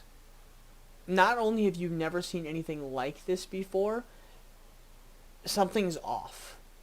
And then on top of that, it's just very, very hard to read, and you're not sure at all, like even in the slightest. So I'm just gonna keep really low and really quiet and just keep watching it for the time being. Okay. And after probably about an hour, eventually it's made its way out of this little valley and kind of up over a hill and like disappeared, and you don't hear any of the breathing noises or the scuffling noises or anything that would alert you to be on guard. Okay. So I'll probably relax a little bit after I've seen it kind of disappear. Yep. And your watch comes to an end. Oh shit, I can finally use that GIF.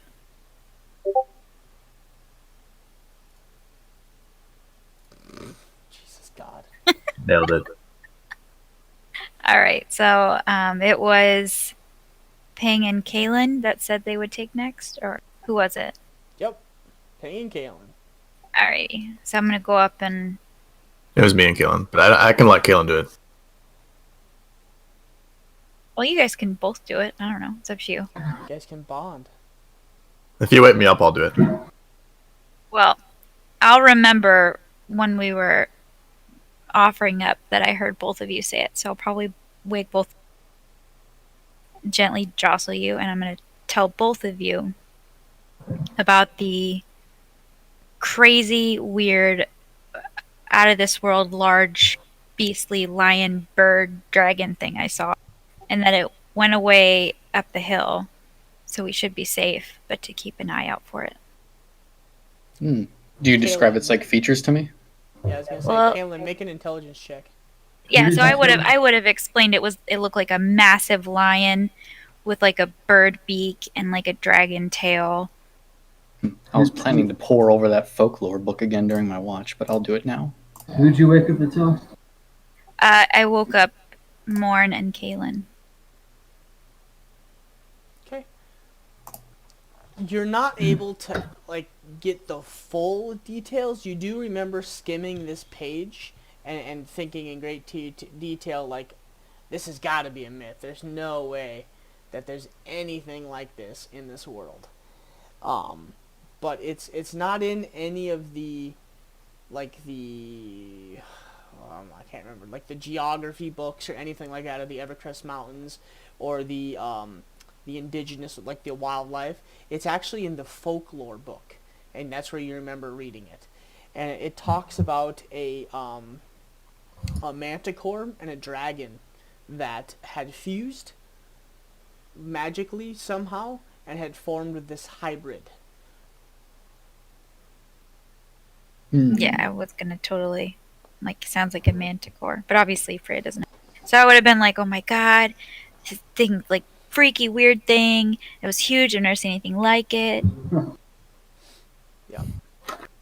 It just kind of rings. You don't remember too much about it. You just remember reading, like, somebody had described, like, going into the mountains and running into one of these things and how it was incredibly aggressive and had the traits of a dragon and the traits of a manticore and kind of some of the unique powers of both.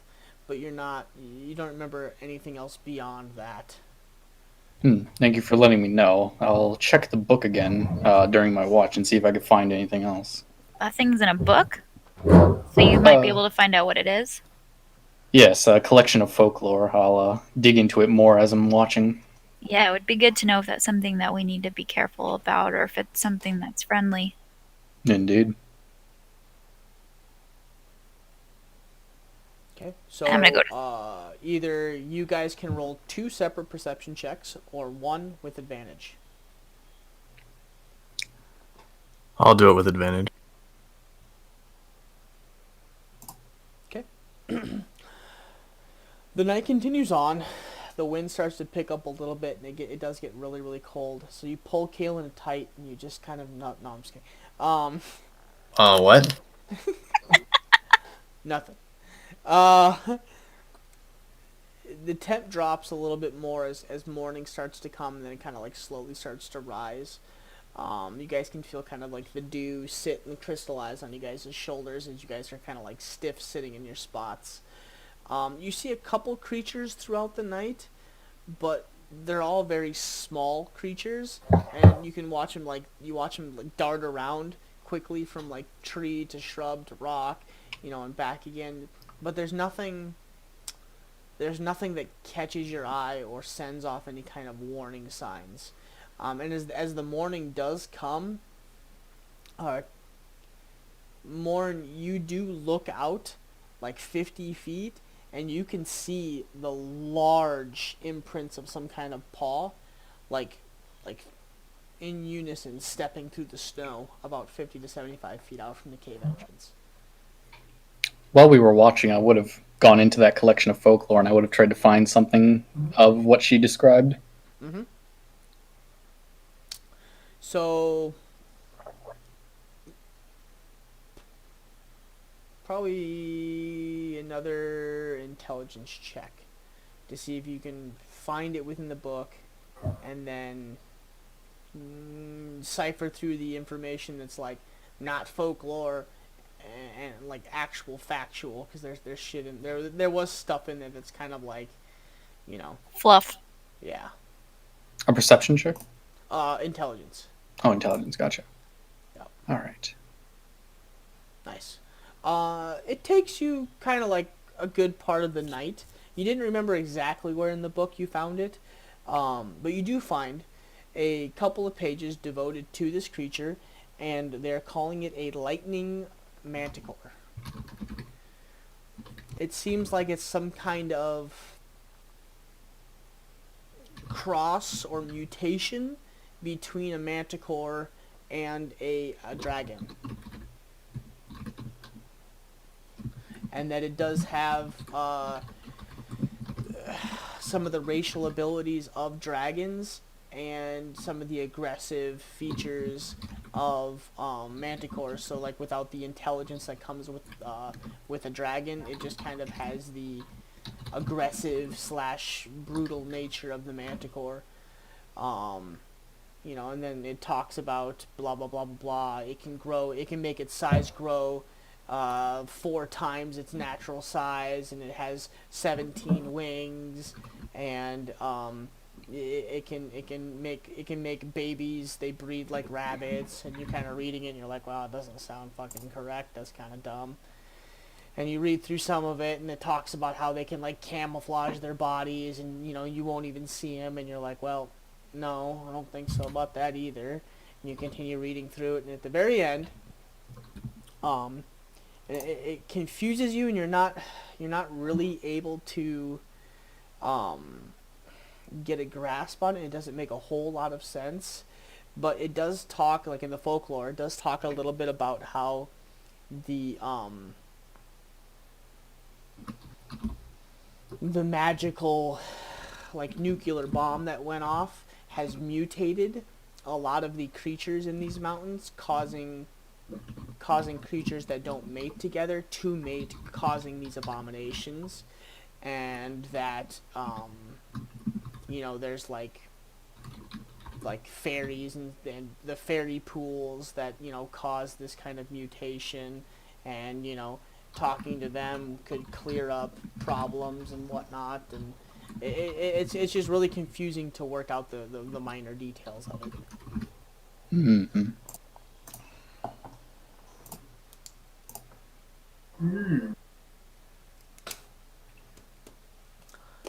So morning comes. You guys break camp, get everything ready. You Thane kind of walks out into the field and notices the large footprints, and just kind of like looks around and goes, "Oh, well, I'm glad we didn't run into that last night." We did.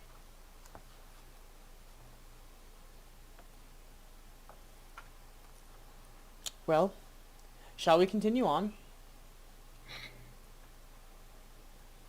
Yeah, let's we get the hell shall. out of here before that thing comes back. I agree. Hopefully, we don't run into it. So, I'm gonna actually run up to Kalen and ask if he found anything in his book. Yes, I believe so. Judging from your description, what I could gather was that there was a lightning manticore, or that's what they call it anyway, a fusion between a regular manticore and a dragon. It's rumored to possess the racial abilities of a dragon and some of the physical capabilities of a manticore. Of course, it can sometimes be hard to discern fact from fiction, so there was also other sources claiming that it could grow 4 times in size, it could camouflage itself, but I don't believe those abilities are normally available to either dragons or manticores, so I'm not sure if I trust those. But from what I can gather, there's even more dangerous stuff around here. The magical bomb that happened many moons ago have mutated the mountain's creatures and have caused species that don't normally mate to mate. And so there are many more fusions of monsters as a result in these mountains that we probably don't want to run into. Yay. Great. Well, I'm glad you found it, and we know what it is, but it sounds like we want to try and avoid it. Heavily so. I'm gonna make my way out of the cave toward the footprint I saw. okay. It's very large. It's like if you were to lay down, it would be about from your heels to about, yeah, about your, like right below your chest, kind of like mid waist. Jeez. So, like a 5-6 foot Like, step. like footstep, yeah. Yeah, it's not that big. How far can I see the footprints? How far apart? No, just how far do I see them go for? Does it go off as far as I can see? Yeah, oh yeah. I'm gonna In the opposite direction that you guys were heading, though, it kind of heads off to the right and up over like a hill. Okay, I'm gonna follow them in the direction that looks like the creature's walking. Okay, so you follow it for about 50 to 75 feet, and then you kind of walk up a hill, and over the other side of the hill, you fall off and die. No, Goodbye. woo! Bye, more! You look over the edge, and as you look over the edge, it is a wide field. Just like it opens up into like a ginormous like miles and miles of fields and rocks, and it's just like open fields, and you see it walk off into the direction, and for kind of as far as you can see, and then you look really closely, and then it just looks like they just like disappear. They're just gone. It turns and looks at you in the eye, awkwardly. Do you go out to see where it takes off? I'll walk as far as the thing takes off. Okay. You get to where the feet take off. Probably like another 50 to 60 feet over the side of the hill. So you guys all watch well, if you guys are paying attention, Morn just disappears up over this hill. You get to that point, and there's blood all over the ground. Okay, I'm gonna look all around in the sky, as far as I can see. Make a perception check. Oh, baby, that's exactly what you fucking needed. You look all around and you were like, wow. Okay. All your time that you spent in the mountains, you've seen this type of behavior before. It's usually done by eagles. And it usually happens when prey stands out in the field. The eagle sees it from a distance and kind of makes its like upward arc, and when it swoops down, it lands on the creature, basically breaking its back and goring it, and then picking it up directly in the air and just disappearing.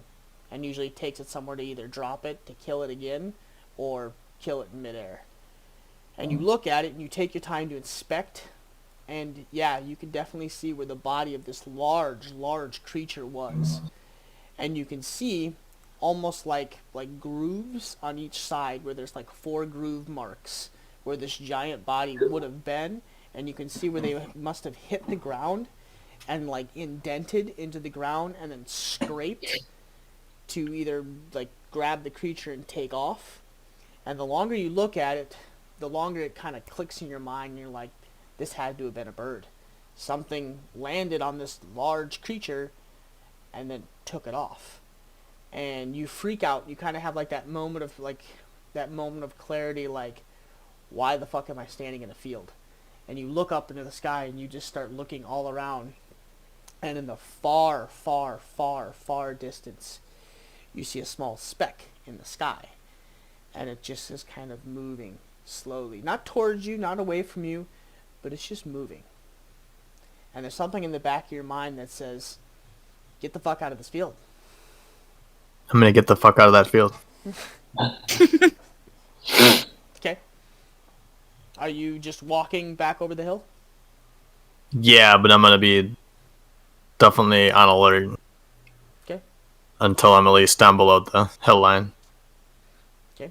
And it's not even like a hill, it's just kind of like a hill down into another little valley. Is all it really is. Okay.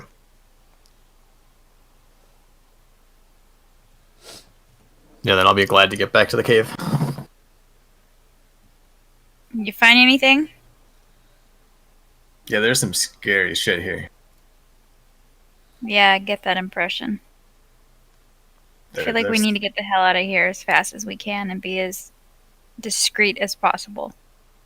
Yeah, that thing you guys saw last night, its tracks are like up to my waist. And it walked a little bit past our cave before it got snatched by something much bigger. So.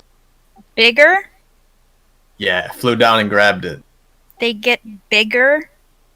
Yeah. Everybody be quiet. Back into the cave right now. And you see Thane like immediately take off at a dead sprint back towards the cave entrance and like get down onto his knees. Yeah, I'll follow him. Yep, Yeah. immediately following. Yeah. Run. Okay. At that moment, you guys are all kind of sitting at this cave entrance, like hunkered down, like down in the snow, and he's telling you guys to literally get down, like onto your bellies and like lay flat. And as he does that, you don't see it, you hear it first. And you just hear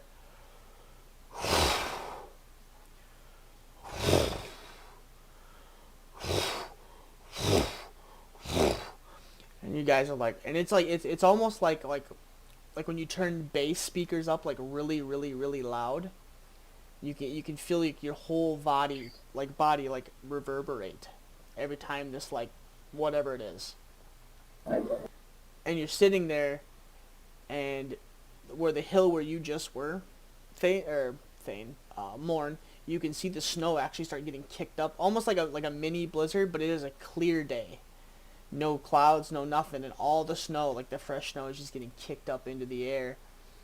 And right as that happens, something like a freaking Boeing 747 just flies over the top of the hill. And in a loud, piercing sound, you just hear, and you guys' eardrums are like just like getting ready to pierce and explode as it like flies up and over and kind of makes like a big swoop. And it is, oh god, what is it like? I think it's like a 50-foot wingspan or something like that.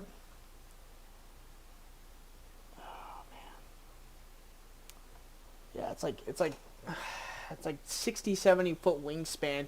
Just this giant, like, Freya, what you had saw the night before was, like, super, super big. And you had already been like, okay, that's a really, really big creature. This is, like, double that size. Oh, And damn. it just flies up and over. And, like, you guys can't even, like, the whole body sitting in the, in your little, like, in the little cave thing that you guys are in. You can't even see the whole body as it flies over. You just see the underbody and talons and one of, like, a part of the wingspan as it flies up and over and takes, and you can hear it like thrumming, like it's wing beats as it takes back on to get altitude. What you gather is it thought it saw something and swooped down into the location to see what it was. It was probably us. Arborn. Well, guys, that's my future mount. Could you imagine?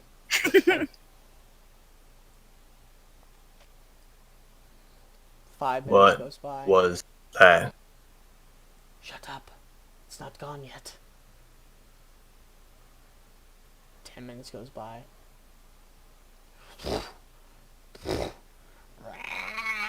And you can hear it swoop one more time and takes off in a wider arc on the opposite side of the cave, kind of like in a opposite U-side fashion, and it comes up the other side, takes off into the air again.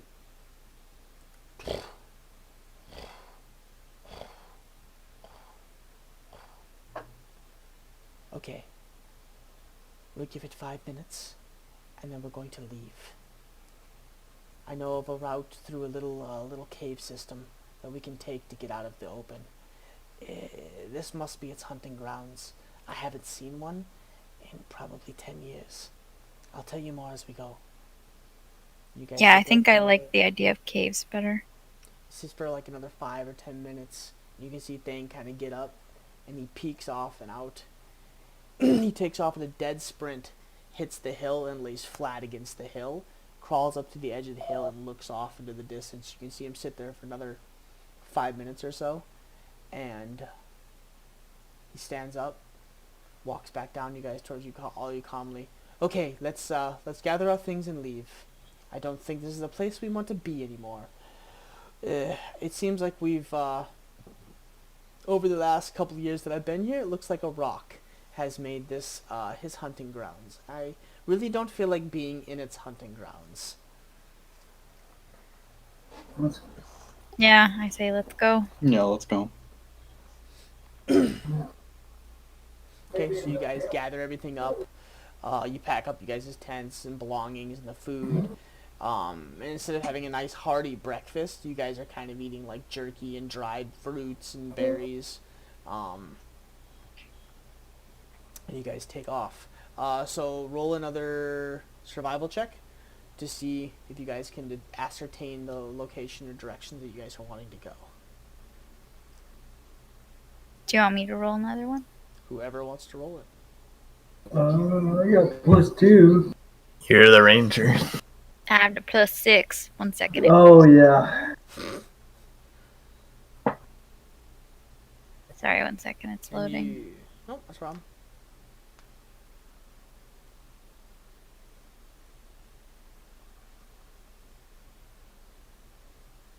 Ah, shit. Okay. So, you guys walk for a while.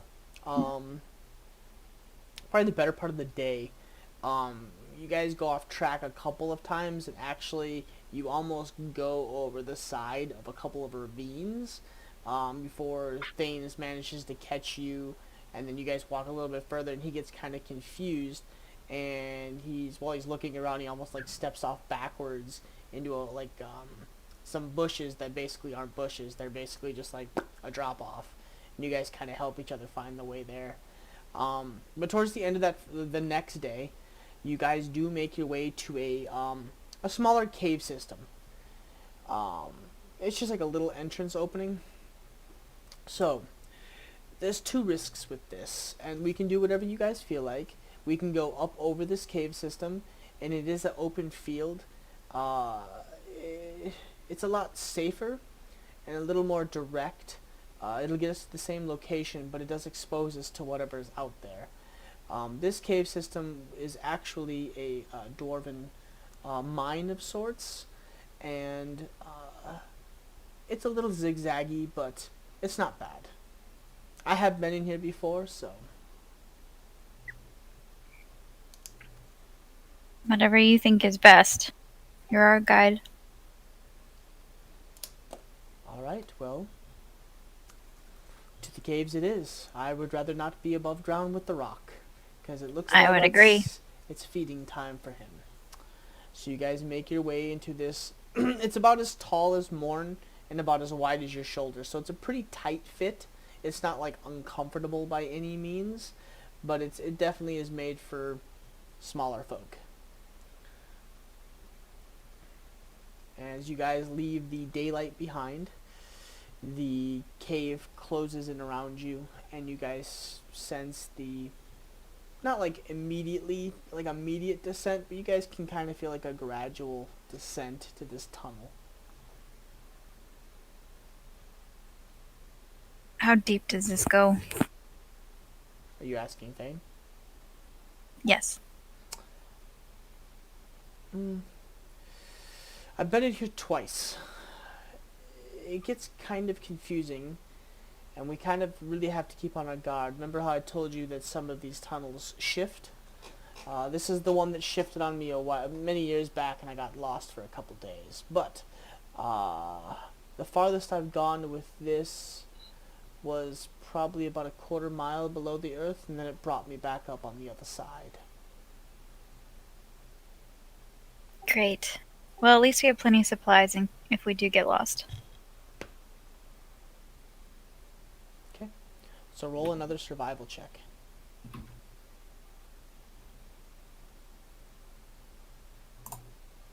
There we go. You guys make your way through this cave system.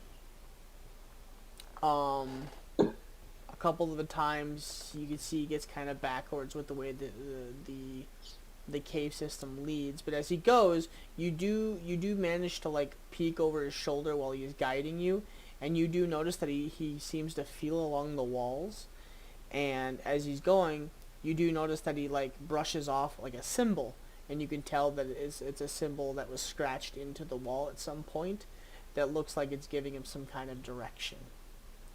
As you watch him like guide his way through this little cave system, as it gets to a fork in the road, and you can see him feel along both sides of the walls, and he kind of like, oh nope, no, okay, yes, we're gonna take this right way, and this should take us to where we're going. You go for probably about a mile or so, and you guys feel pretty worn out, and that's about the time that he turns. And he looks at you and he goes, well, we can do two things. We can push on for another couple hours and maybe make it to the other side of this cave, or we can camp down here. There's a little grotto right up ahead that we can camp within, and it should be safe. It would probably be better to rest up where it's safe in here before we come out the other side and have to deal with more of what we dealt with. I agree. If everybody Very well. agrees. Alright, well, let's put down for the night then.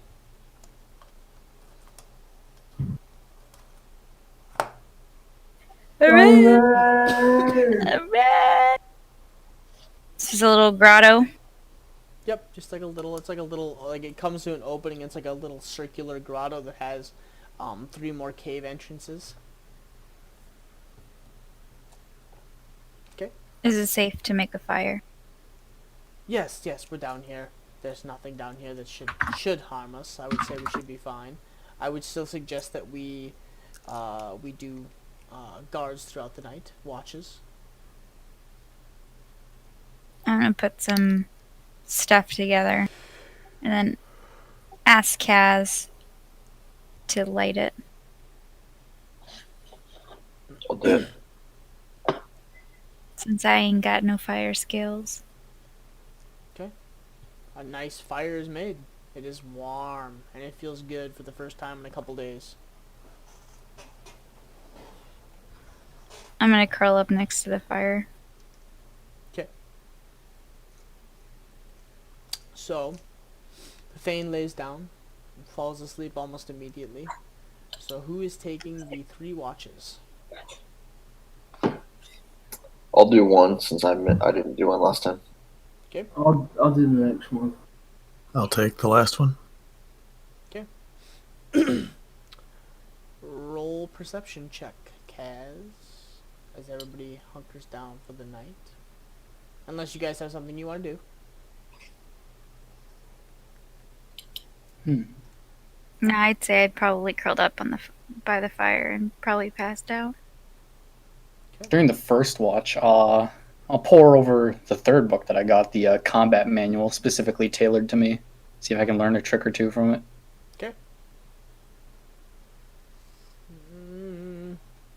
I'll be intently poring over every page this time since I'm not, watching. Okay.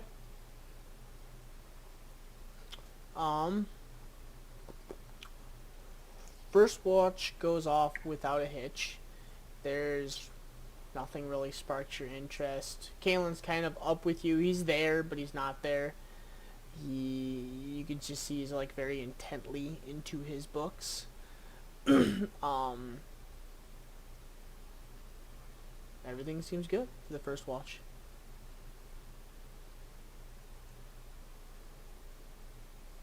Who's got second? That's me, Ping. Okay. So I'll wake up Ping, just let him know, hey, I didn't see anything. It's been quiet so far. Alright. Okay. Roll perception. Kalen, are you going to bed or are you continuing on? I didn't have to exert myself, so I'll just continue going into the book, getting as far as I can. Okay. About halfway through this watch, if you don't go to sleep, you might risk exhaustion for tomorrow. Yeah, once I feel like, yeah, okay, now it's time, then I'll put the book down. Perfect. So, Pink, you are like super rested and like ever vigilant. You notice a couple cave snakes, some like weird creatures on like the outer boundaries of the fire moving around, but nothing that kind of puts you on edge. It's more of a, you're kind of fucking with them. You notice the snakes like slither kind of close to the fire, and you take a rock and you peg it. It slithers off in the opposite direction. But halfway through your watch, you watch Kalen kind of get up. He makes his way towards where everybody else is sleeping. And your watch comes to an end without any issue at all. It's early in the morning.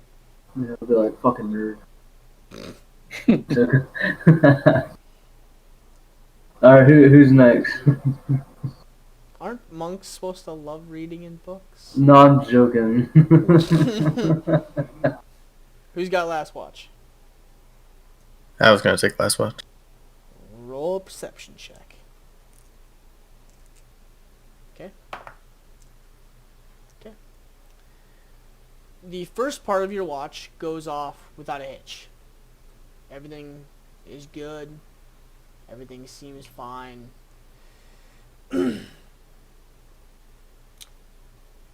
About 4 a.m.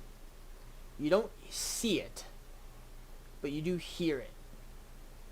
And you just hear the shifting of stone and the moving of like stone. You just hear kind of that.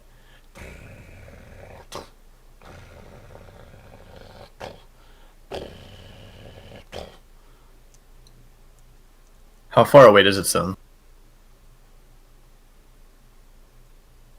75 feet? Probably like 45 feet. 45, 50 feet. Okay, I'm gonna to not wake anyone else up, slowly kind of walk toward the noise. Okay, it's pitch black. So Yeah, I'm gonna have my great axe out. Okay. So as you walk towards the noise, you get about 20 feet away from the fire, and it starts to get really, really dim, and you're having a hard time seeing anything. And the farther you get away from the fire, the more and more you're having a difficulty seeing what's ahead of you. But you kind of can make out the wall, like where the 3 exits go. And it just doesn't look right. But you can't really see, so you're not sure. Does it sound like the sound's coming from one of the exits? Possibly. It was in this direction. You don't hear the sounds anymore. I'll wait for like maybe another minute, and if I don't hear the sound, I'll just go back to the fire. Okay. About a minute or 2 passes. 3 minutes. You don't hear anything anymore. Yeah, I'll go back to the fire. Another hour, 2, 3 hours go by without incidents, and your watch comes to an end. Yeah, I'm just gonna wait until people wake up. Thane is the first one to wake up, and he comes out and starts making kind of like a breakfast type deal. Like he starts boiling some eggs, and I'm gonna go help him.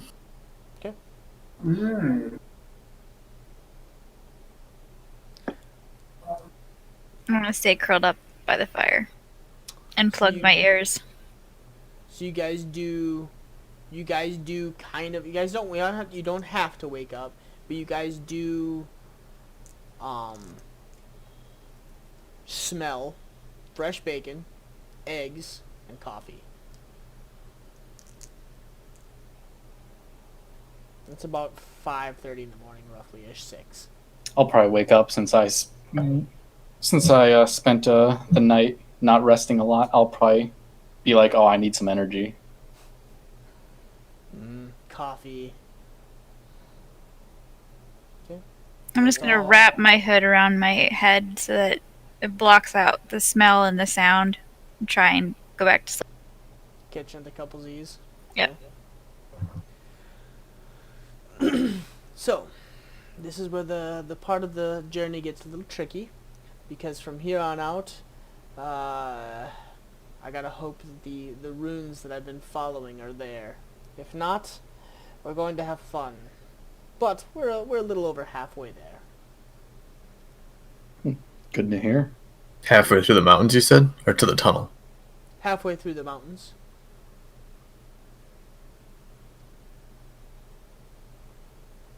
We've made pretty decent time. We've taken a couple shortcuts and cut a little bit of head off of our time, so we're getting there.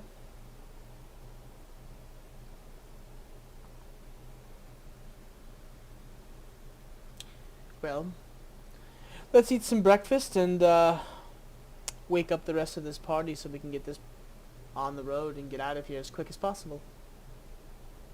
Sounds wonderful. And he just kind of continues eating and drinking his coffee, waiting for Who's- everybody else to wake up. Who's the closest to me? Probably Freya. She's probably sleeping right next to you. Okay, I'll go over, put my hand on her shoulder, and shake it a little bit, and be like, "Hey, time to get going. We made breakfast." I'm gonna make like an sound and keep my hood wrapped around my head. Just shove a piece I'll of be bacon like, up her nose. Yeah, I'll be like, "We have bacon." Make another grunt. Make my head wrapped in my hood. I want to go back to sleep. Like, smell this and just shove it up her nose. No, no. Well, I'll go to. I'll go to. Is anyone else still sleeping? Are they? Yeah. I'll get up as soon as I. Yeah, I'm gonna go wake the other people up if anyone else is asleep first.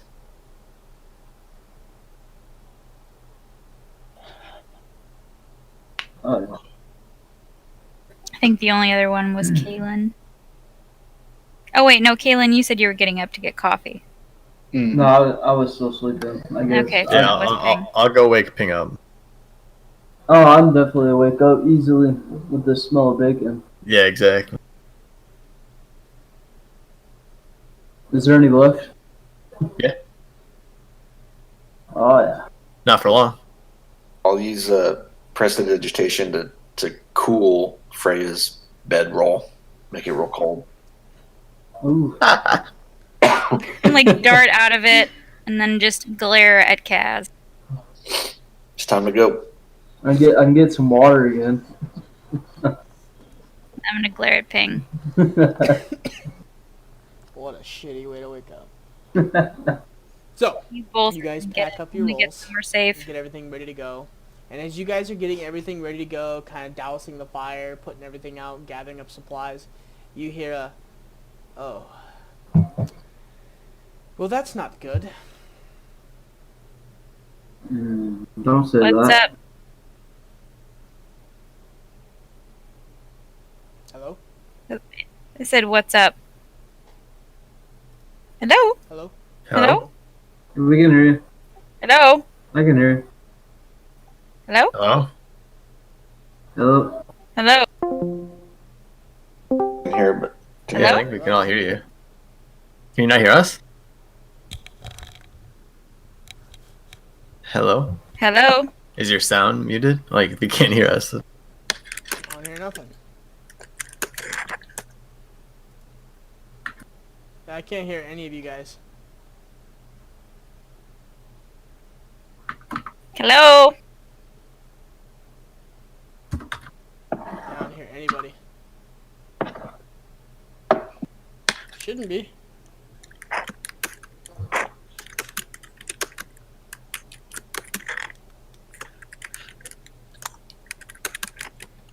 Strange, I don't know. 1 second, let me try one thing.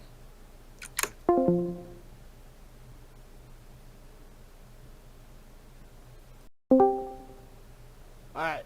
Hello? yep. Yeah, there we go. The fuck? Did you get your hearing aids fixed? Fucking lame. So, Thane said, oh, that's not good. And I said, what's up? As he is holding his torch out in front of him and he's kind of like walking back and forth. Well, there's one extra tunnel than there used to be, and they're not in the order that I remember that they were in last night.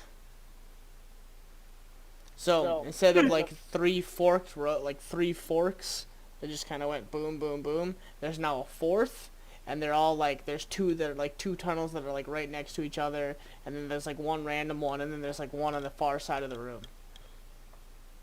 So what's from the top, from your instinct, which one's the best way to go? So, do you just have a bad memory?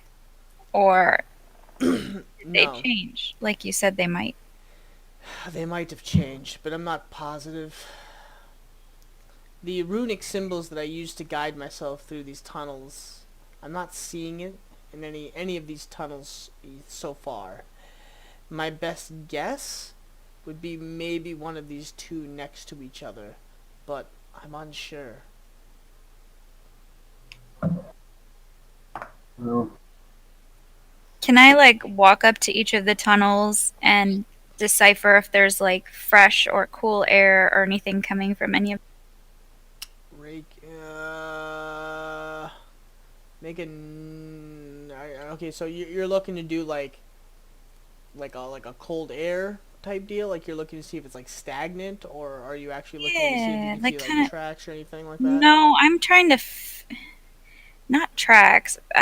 I'm trying to figure out if like I can find if like the way out, like if there's a breeze going a certain direction. No, that wouldn't be nature. It's gonna be survival. Yeah, Okay. 12. So, you walk to each one of the tunnels. The two that are close to each other, you might have felt a breeze, but you're not positive. It doesn't seem likely. The third one in, you're not really sure about that one either. And the fourth one has a slight breeze, maybe.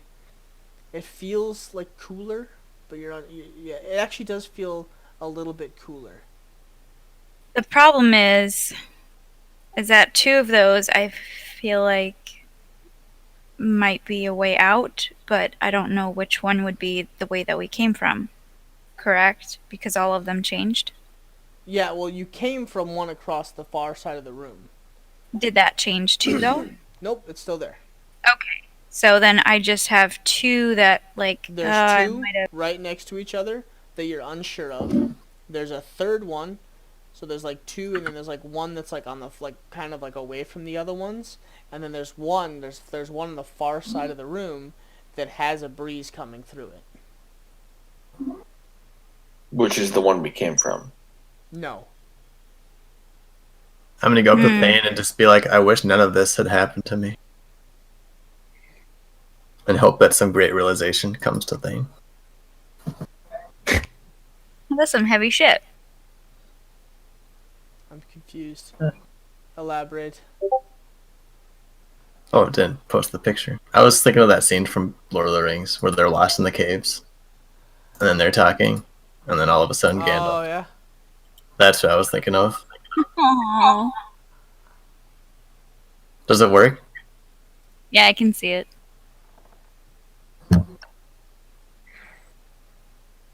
It brings you to the Google search page. It brings up the picture. Yeah. So he thinks about it for a little while, and he goes, "None of it makes sense, but if I had to follow, I'd follow a breeze, but I'm unsure." Does Wanderer help me at all? What does Wanderer do? I feel like it's not going to because everything changed. So like right?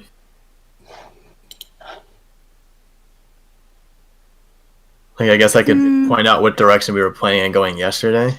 Oh, So, maybe. Know which way you what- came from, which way you were going. What this will help you with is you do vaguely remember that how the room was kind of set up, and you do remember that there was the one doorway on the fourth doorway on the far side of the room. There was, and then there was two that were like straight ahead of you. Hmm. But now it's not like that. There's still the doorway behind you, which is most likely the way back from where you came from. But there's the two doorways that are next to each other weren't there before.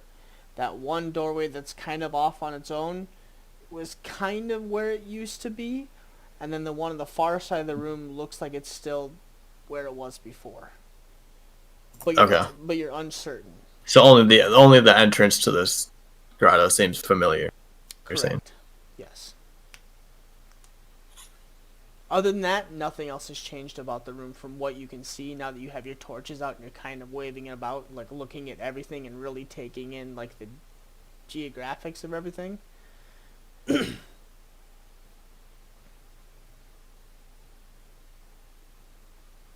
So we know which way we're going then?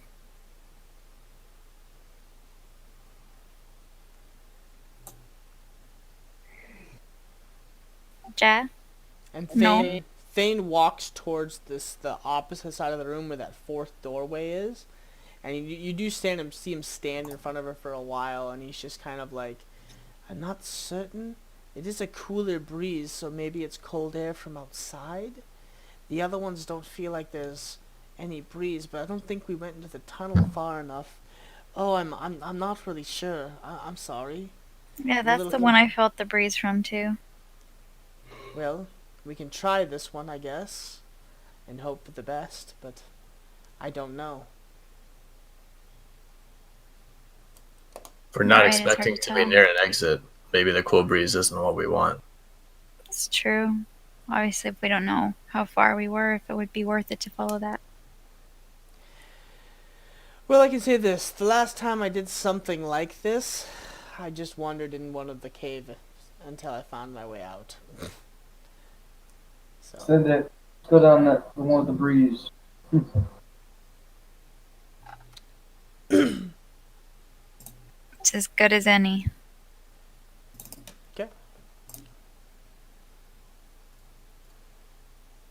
so you guys make your way into that tunnel? Yep. The one with the breeze. So, what's the marching order? So who's it's Thane first, and then it's I guess get- I'll. Huh? I guess Bean, me. Ping. Okay. I'm gonna be last. Okay. So I'll, Okay. I'll go next after Ping. Okay. Okay. Kaylin, Kaz. Suppose I'll go next after Freya. Okay. So I'll be between Warren and Caitlin. Perfect. Okay. As you guys make your way into the cave entrance, you guys walk for like 25, 50 feet, and the temp drops pretty rapidly. It goes from kind of like a mild, like cave cool, to a almost feels like you guys are outside again. The temp drops down quite a few degrees, and you guys walk for another 30, 40 feet. The cave opens up a little bit, gets kind of closed in some in some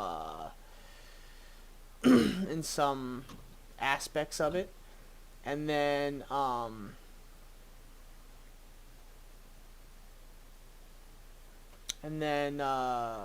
like another 40 feet in,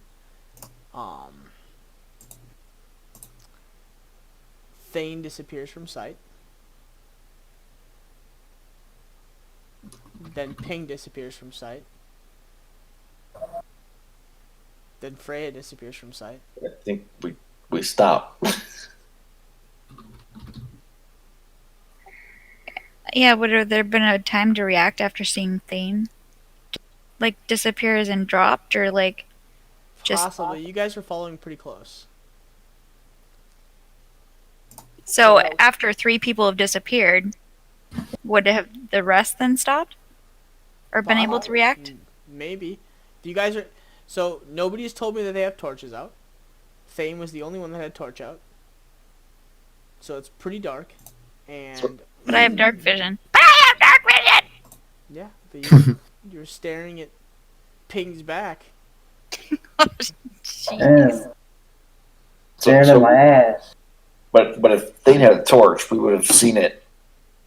Yeah, you just saw, like, Thane disappear and Ping was right next to him, and then all of a sudden, Ping, and then Frey, you were kind of, like, holding on, and you were, like, right there, and then Caitlin. It was literally, like, boom, boom, boom. So, the rest of the group, you don't know what's happening, but Ping and Freya, you guys are on a ice slide, basically. Like, just whooshing in, like, circles, going downward. Oh shit. Whee! That would not be my reaction. Bloop, bloop, bloop, bloop, bloop, bloop, bloop. I'm thinking like the Mario. Is Ping Yeah. close enough in front of me that I can, like, grab a hold of him? Yeah. Yeah, because you guys are, like, right next to each other. I'll just yell down. Are you guys okay? They're too far away. Okay. I'm gonna grapple onto Ping for dear life. I'm gonna quickly pull out my rope and hand it to Kaz and be like, "Go down. I got you." Okay. I'll go down. And then I'll hold on to the top. Is there supposed to be a picture here? Yeah, you don't see the picture? Oh wait, no. No. I see it now. I don't. I can just reload. It's blacked out. Most of it. Yeah, you guys should only be able to see, like, a certain aspect of it. You're doing that. I'm You're alright. doing that whole thing again. Uh-huh. That's good. I like it that way. I don't see any of it. Have we hit the ground or anything yet, or are we still sliding? Yeah. Well, yeah, you guys hit the ground. It wasn't, like, a super far, and it wasn't, like a 90-degree angle, like, straight down. Like, it was kind of like a whee. And then you guys slide on your asses into this open tunnel, and it is frigid cold. Thane is face first, end over end, like face first in the in the snow in front of you, and it's like ankle deep snow. I'll grab him, flip him over. Well, that was fun. Not. It's so much for the breeze. Yes, with the Everybody snow okay? down here, I would assume this is where the breeze was coming from. Has Kaz joined us? X marks the spot. Kaz literally just slides in, and you do like that splits slide in, so you're getting like snow like halfway up the pants and the crotch, like a little bit area. Hey guys.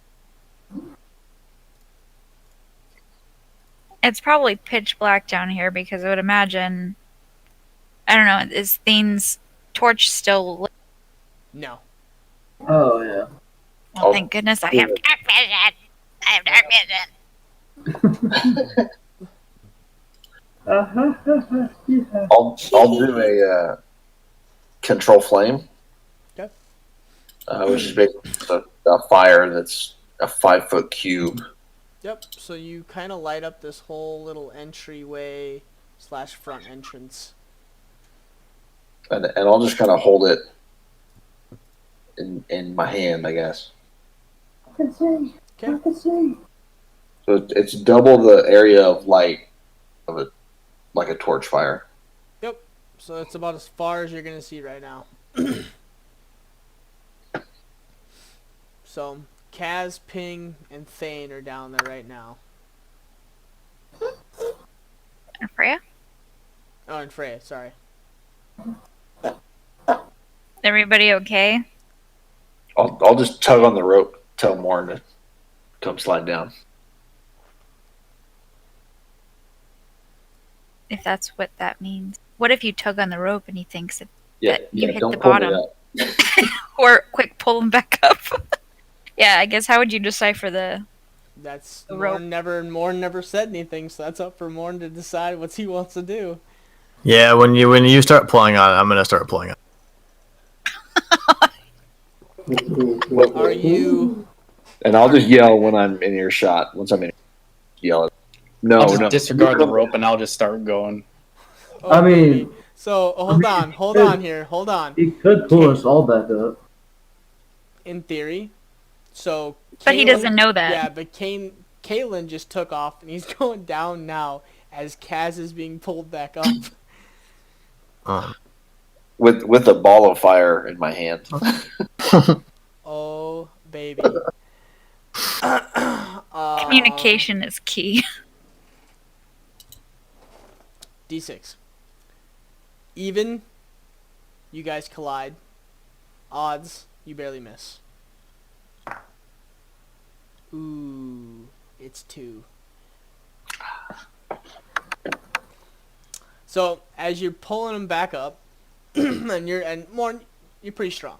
So you're just like, pumping, and you're just like, okay, yep, we're going back up the slide. Kaylin, you took off, fully armored. Kaylin with a shield and full body armor. Kaylin, how are you holding your shield? Please use it as a sled. I was about to say I want to kind of use it as a sled. I'm not sure if I actually want to do that though. You know what? Fuck it, yeah. Sled down. It's too late, buddy. Yeah, you gotta do it. Kaylin is getting some momentum. Because what are you, Kaylin? I think you're already like 200 some pounds, right? Something like that. Yeah, you're like 200 something with full armor and a big old shield. Yeah, he cooking. He like a comet coming down that bad boy. Oh yeah. So Hi ho, Silver! Away! yeah, it's an understatement. So we're gonna roll. We're gonna roll just right there like this.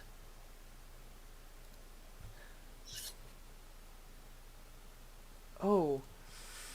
Ooh. Asawi. So you guys You're not collide sorry.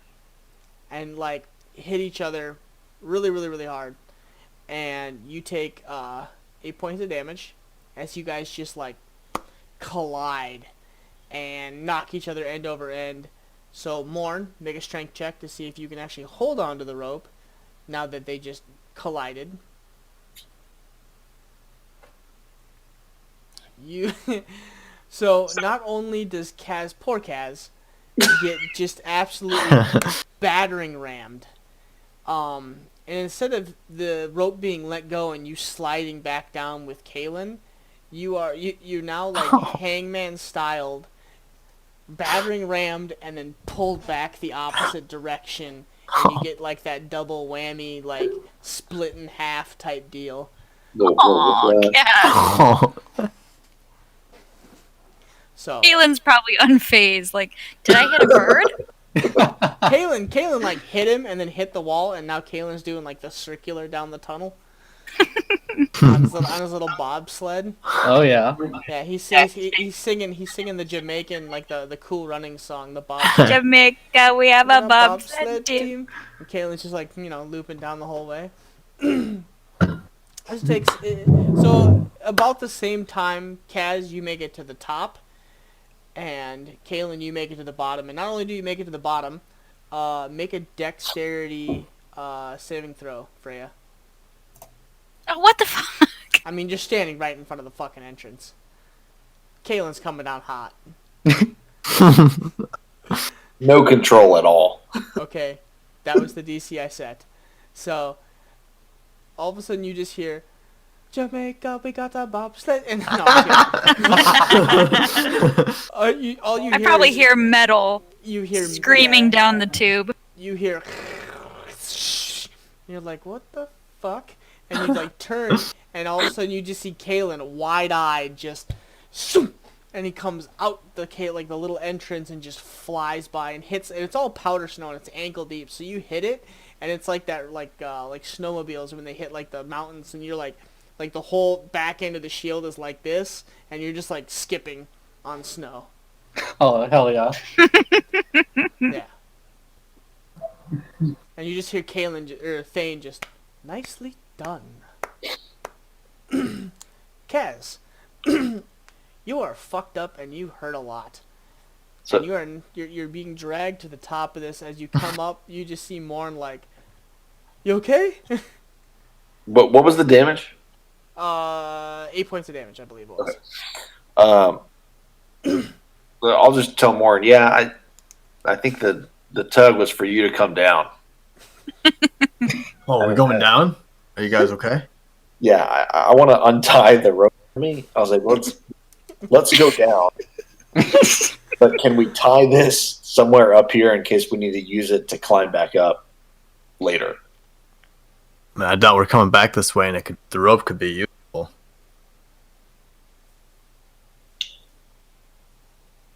Yeah, I guess so.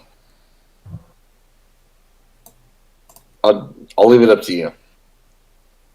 I'm gonna coil it up. Okay. We have climbing gear if we need it. That's true. Okay. And then I'm just gonna give him a shove down the slide. Playful shove? Yes. Hard shove. Okay. I'll go with it. I'll Okay. kind of exaggerate the shove and Yeah, jump he's down gonna the side. Like, and just go. It's fun. Yeah, it's a nice little slide the whole way down. But now that Kaz and Morn, as you guys are going down, you do see a weird groove in the slide now, though. And then, like, halfway down the slide, Kaz, you realize exactly where it is, but you can see where you guys impacted, because, like, the nice little groove that goes down the slide, it's, like, this, like, giant groove, and, like, you can see where it, like, goes off, and then you can see where, like, you must have hit and, like, been pulled up alongside Kalen. But you guys all make your way down to the bottom. And you guys are all down in this little ice cavern. The snow is about ankle deep. Welcome to hell. Thane, do you know, have you seen this place before? No, I've never been anything like this before. This is actually very new for me. That's not the answer we wanted. I apologize. I told you. It can be a little tricky in here and can lead you astray. Well, Okay. Well, let's all get our torches lit and see what we can find down here. Well, Learn from our mistakes. let's make our way then. How did snow get down here? Last Great thing. question. When we get here, can I throw a fireball down both these hallways and see how much we can see? I guess just what we can see or what's longer. Yeah. I feel like Ginge is hiding a smirk or something right now. I don't know, maybe not. I don't give a fuck. I don't I'm gonna know. do it. He's hiding something. Perception check to see what the deal is. Perception. Yeah. Guess what? Watch this. Watch this. Watch this. Nat 20. Nat 20. I just roll them. So you step into the hall. You step into this little hallway and you cast firebolt in both directions. It faintly lights up this right here, and you kind of see like a little grotto type area, and then the fuck is it? Oh, there it is. And then it, like, goes away again. And then you cast it over here, and it looks like it opens up another little area in here that opens up into a larger section, and then disappears again. So I guess this is the way we should go. Onward. Yeah, it looks like the only direction to go. Are you heading that direction?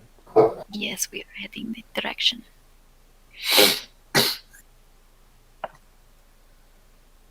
There appears to only be 3 of us, though. The rest of you guys died. Kaylin's trying to climb back up the slide so he can go round 2. Sorry guys, I'll be back in just a moment. Sharing is caring.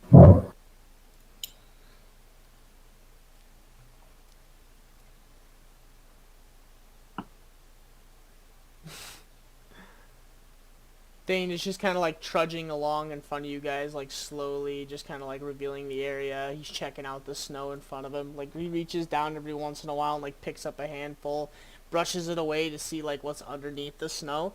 And from what you guys can see, it's just pure ice underneath all the snow.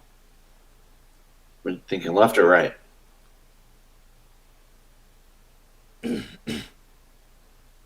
Do more of those fire bolts. Okay. I'll do the same thing and throw them down both sides. Okay, so you light up about that much. Just light that up. Looks to be like the end of like a little cave, little cavern. Right, it is.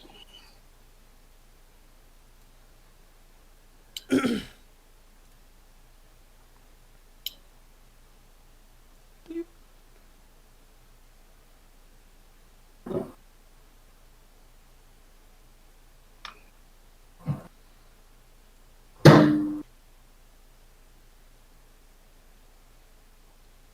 gonna go check out whatever this is over here. I can't quite see. The fuck is that? Neighbors are having a dance party. Uh, And pants and pants and boots and pants. Careful, that looks like a crevasse. No, it's just like a little. It's just like a little outcropping. It's just like a stone type deal. You know, south or east? I don't know. I guess east.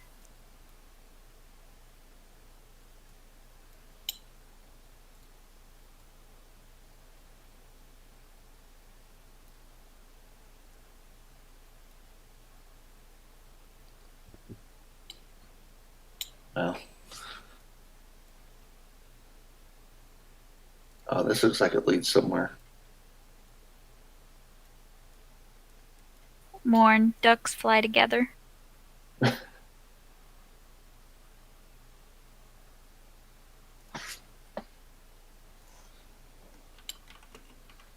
This isn't another like ice slide, is it? It's just a tunnel.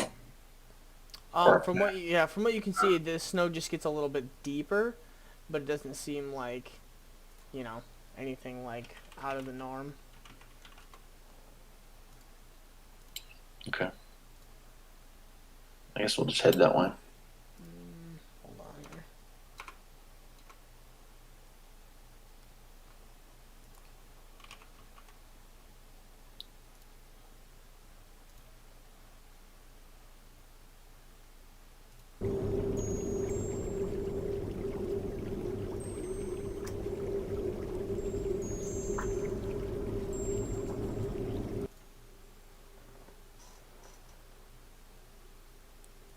Can you hear that? Oh.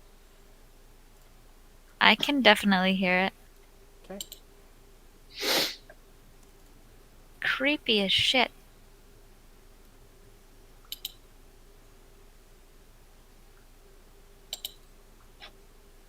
Does it plays from Roll20?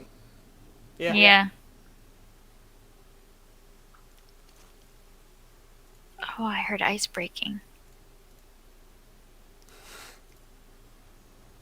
Do I notice anything strange aside from the fact that we're in a cave and it's icy? Anything? Do I notice anything peculiar, like man-made or Roll a traps? perception check.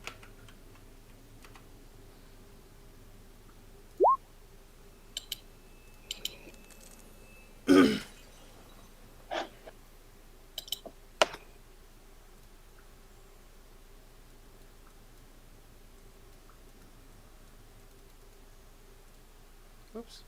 There we go.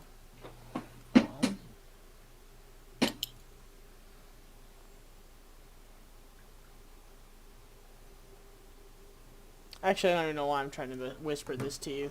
You can relay this to them if you want.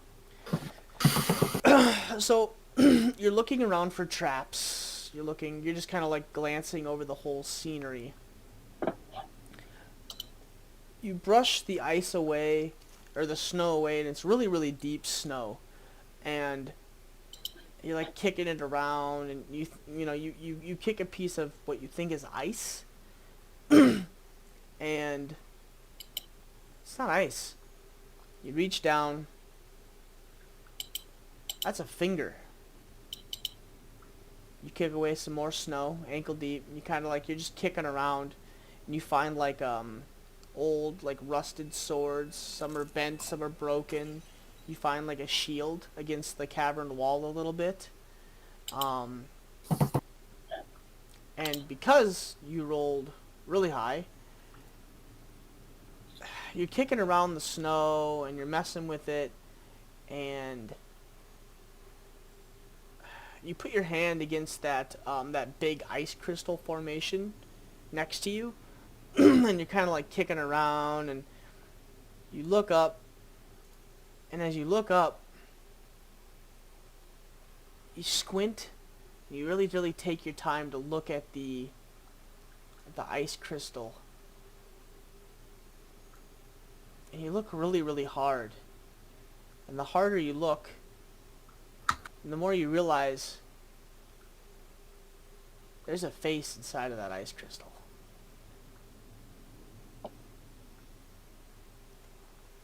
Like a person's head is in there? It looks like that, or like the ice has the shape of a face? Like a person is in the ice crystal. So I'm gonna immediately just tell everybody to stop and relay that there's like remains and armor on the ground beneath us, and there's a person in the ice.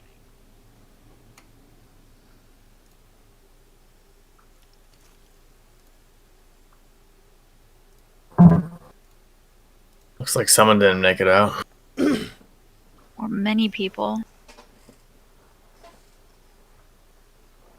And there's like armor here. Can Why I would try to people? Why melt would the ice people? around there? You want to try and melt it? Yeah, I guess just so we can see better.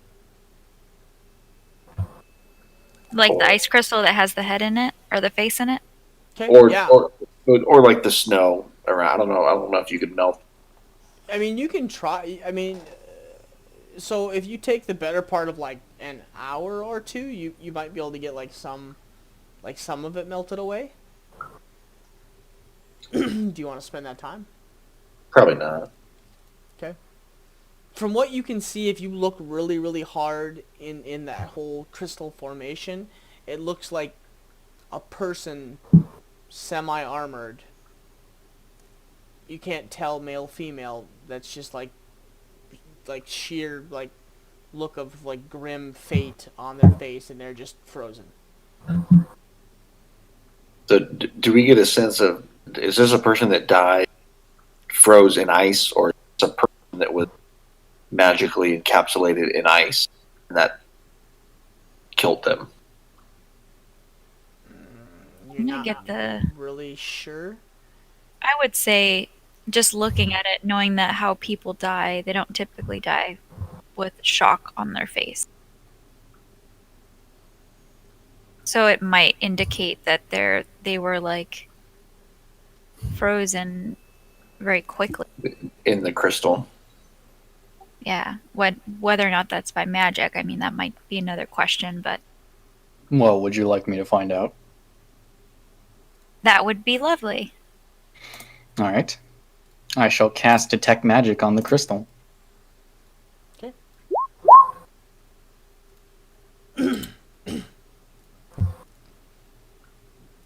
You don't detect any magic. Somehow, this was of natural causes, from what I can gather. Really cold, really fast. I suppose so.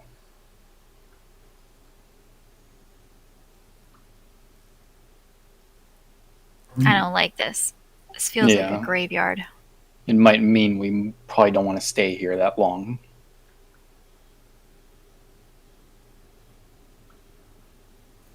Oh, Do we go back? I don't know what that means. I've looked around. I've seen that there's armor and a person in there. Thane keeps walking down the tunnel, like just slowly ahead of you guys. Whatever we do, we shouldn't stay. We shouldn't stick around here for long. Say we get moving. Well, it's Yeah. really cold too, but I'm just worried that we're gonna run into trouble. I think trouble's already found us. Or we're gonna be walking right into it.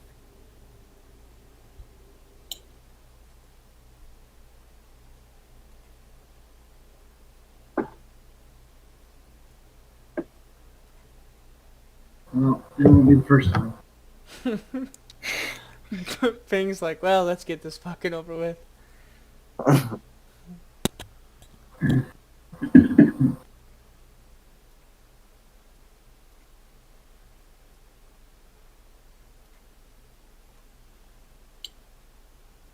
Yay! I need to put that music on loop somehow. I can't get it to play. I don't know what the deal is. You must have a setting.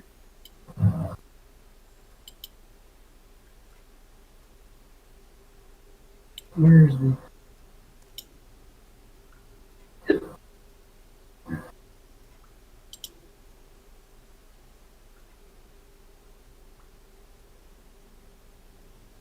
Kaz, under that little gear for settings, there's options in there for music and stuff. So I think audio output source. The only option is none. Why I only pick speaker or headphones. Oh, weird. You know, I have like default and then some weird letters. Yeah, it's just. Well, let me pick anything but none. I'm assuming that's one.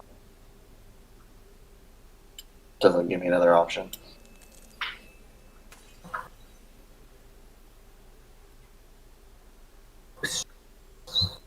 Do we see people in these crystals too? Make a perception check. People. I see people.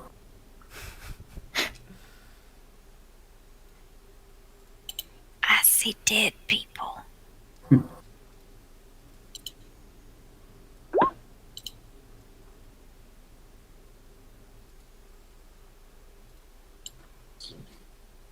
Yeah. You see several people within these formations.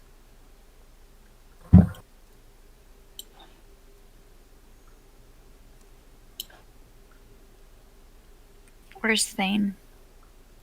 He's like right in front of Kalen. Like, so what you guys walked up into is like a giant cavern. There's actually ice crystals along the whole ceiling. There's like all of them around the floor. There's the snow is about like calf high right now. I'll just quickly ask him. This seems to be some sort of natural phenomenon. Have you heard anything about it? No, unfortunately I have not. This seems a little off to me. I agree. That's kind of like a little crevice thing. Morn. I'm gonna notice Morn kind of disappeared and be like, "Don't go off by yourself." He gone.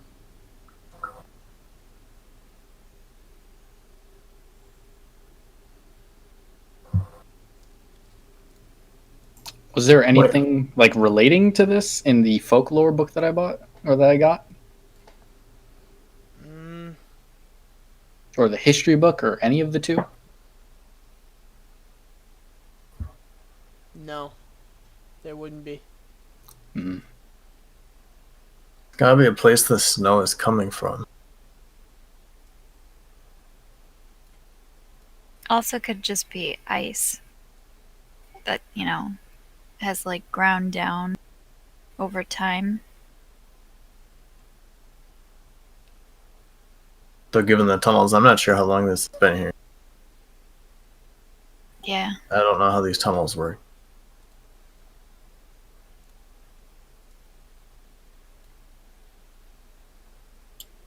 It's possible the people that came down here tunnel shifted and there was no way out. I mean, is there any footprints in the snow or anything? Nothing other than yours. These people have probably been trapped in here since the last time the tunnel shifted, Or longer. or longer. My vote's to go back. At Are least these- we. Yeah, I'm these- worried about moving deeper into Are this these cave. people dressed in any way? They were in armor. Like, That's what kind of- worried me, is that they're like, why were there people in armor down here? Like, And then are why were they frozen? Like, what kind of people are they? Or like, what kind of armor are they wearing? Do we know? Like, I mean, they're wearing decent armor. They look like adventurers of some sort. yeah, We they didn't look- see like any noticeable markings on the armor to indicate Yeah, like like- if they were yeah. like guards or anything.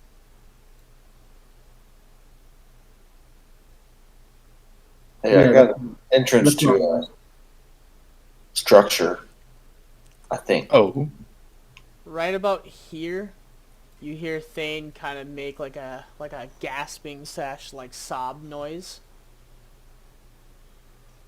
I'll run over to him. And he's got his hand up against one of the crystals. He's got his head down.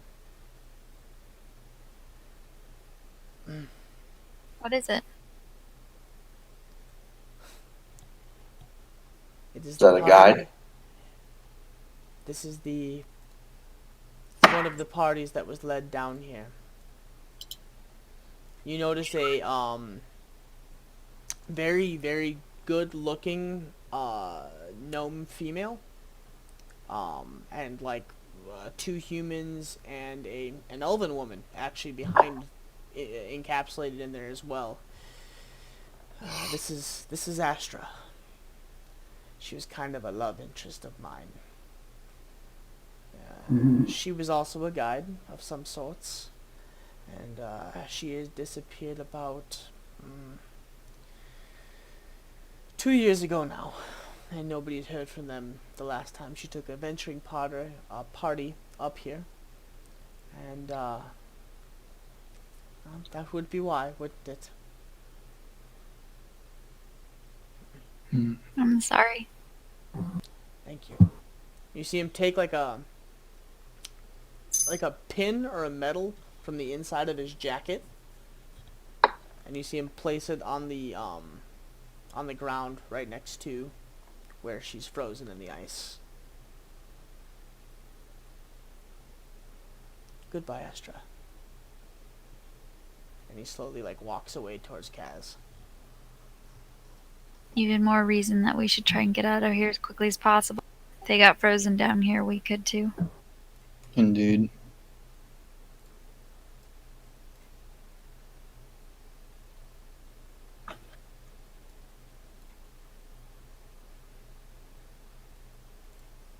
This is like an intentional stone structure. Do we notice anything? I mean, does it look safe? Do we notice any, again, any traps or anything peculiar aside from just a random structure? Make a perception check.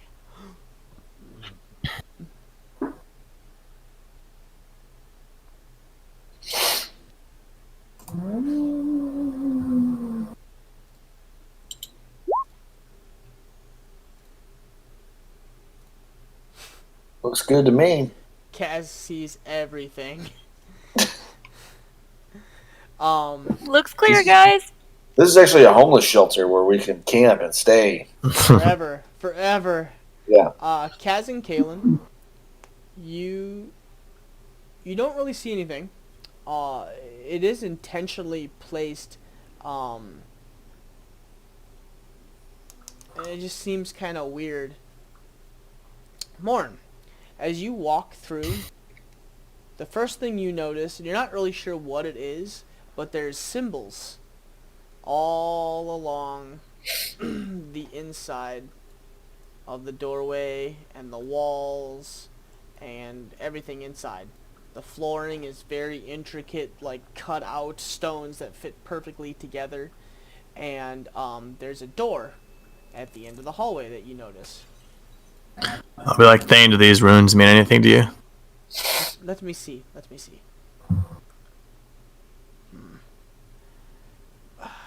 I'm not the greatest, but does anybody here speak Dwarvish?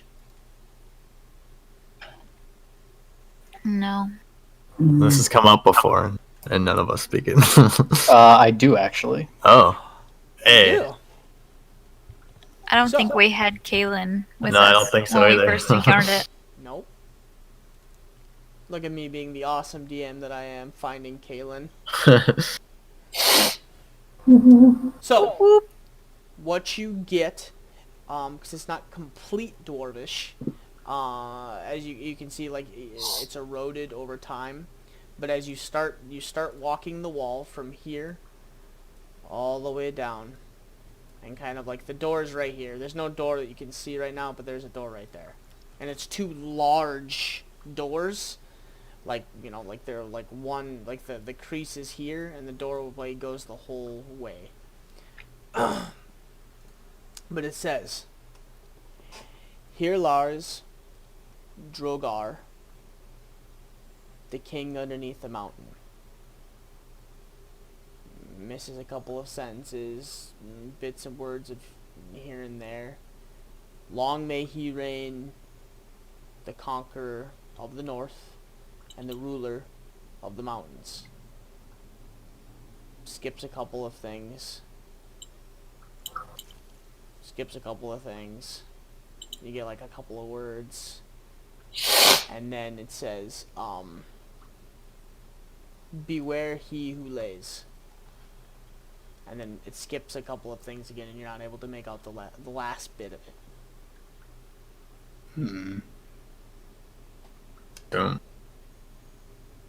Does that name ring a bell from my skimming of the history book? It does. Drogon. Or what did I say? Drogon? Drogar. I have two different names. Gar. Drogar. Jogar. Drogar is the was a dwarven king that basically owned the ever. Man, I am like brain farting hard right now. The Evercrest Mountains. Evercrest Mountains. Thank you. He was the ruler of the dwarven kingdom that lived basically under these mountain ranges. He's the one that built all the different settlements on the outer portions of the Evercrest Mountains and basically established a kingdom here. It talks about his his love for playing games on human folk and the elven folk. That's why the tunnels shift, because the only ways they don't shift is if a dwarf is with you. Because it causes it to be like a needle basically, and if there's nothing that it senses of dwarven, basically they shift, kind of like a maze to fuck with people. And then the history gets kind of hazy because nobody really knows too much about them. But there are other books that you could find about the civilization. This seems to be the tomb of a ancient dwarven king, and judging by what I've read, it'd be in our best interests not to disturb his resting place.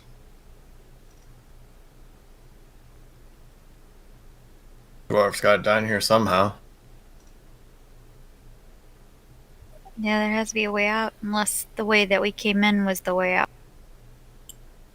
Are there any other Maybe we doors should go back. room here? Not inside of the room that you're in right now. Just the two Just giant brass doors in front of you right now. And there's underneath the door, you can see a small dim light. I'm gonna try and open the door. I think we should go back. Make a strength check. I'm gonna stand over here. Okay. You shove and it just slightly moves. But Is there any crack I can put my great axe in? yeah, you could probably get your great axe in. Do we really want to axe the door, though? I'm trying to wedge it open. Do we really want to force it open if it doesn't want to be open no more? Maybe we It's should just leave it closed. From what you're getting more, and it's just really fucking heavy. It's frozen, right? Yeah. My guess is this is how the dwarves got down here. Could be an exit. Or it could be a dead end. I mean, we haven't seen a body, so I think assume that like the sarcophagus is through the door. You're right. Yes, and the exact words were "Beware of those who lay." So take that as you will. I do think we should go back. I've never liked this path. The door is cracked slightly, and you can see Thane peeking in. Thane, I think we should find another way out. Shh, don't you see it? Look in there. Look. Thane, I think that we should go back the other way. Yes, I understand that, but there's gold. There's. I don't give a shit about gold. I thought you have all the money in the world. I'm gonna come up and put both my arms underneath his armpit and just grab him and then attempt to carry him back. Okay. You have a fucking butler, bro. Yeah. You have plenty of money. Yes, but They're- don't they're- you? Just a peek. Can we just peek in there, please? I won't resist. I'm letting you hold me. Please, can we just peek? We won't go in. I just want to peek. I'm gonna drag him as far as I can. Have you ever heard the term "curiosity killed the cat"?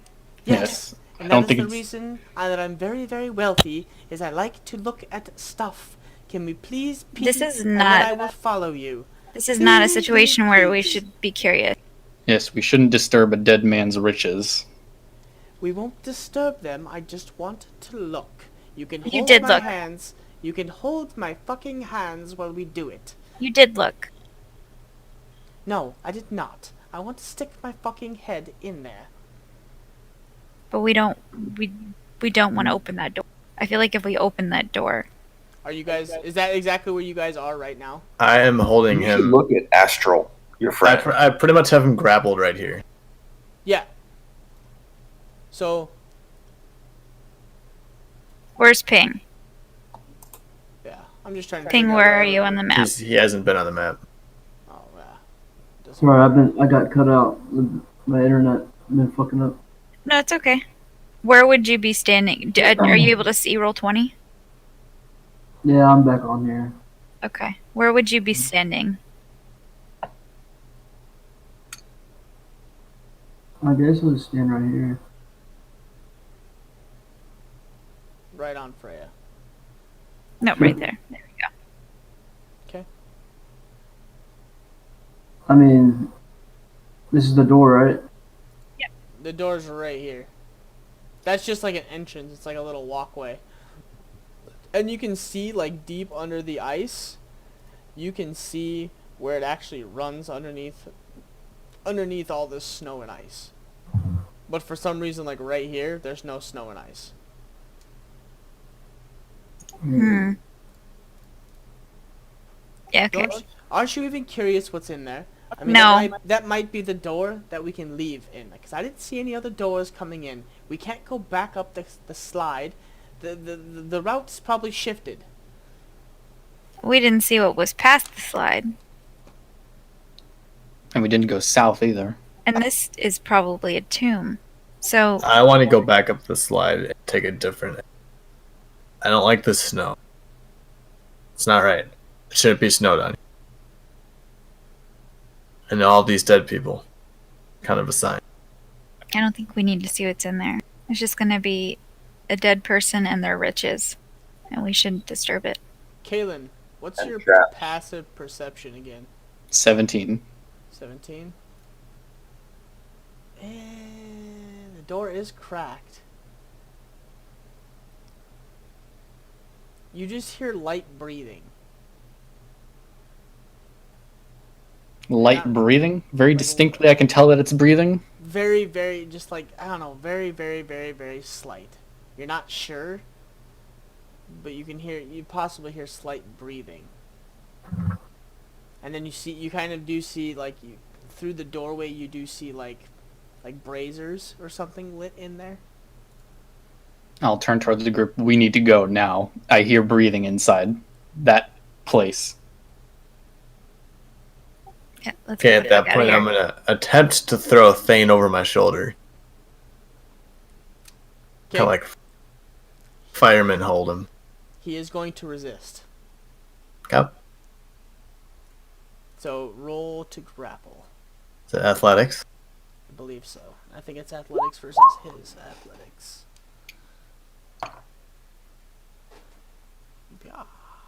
Yeah, you beat it. You just like you have him up over your shoulder, and he's like trying to struggle away, but he's just like not really fighting you, kind of fighting you type deal. He's just more like pissed that he's been picked up.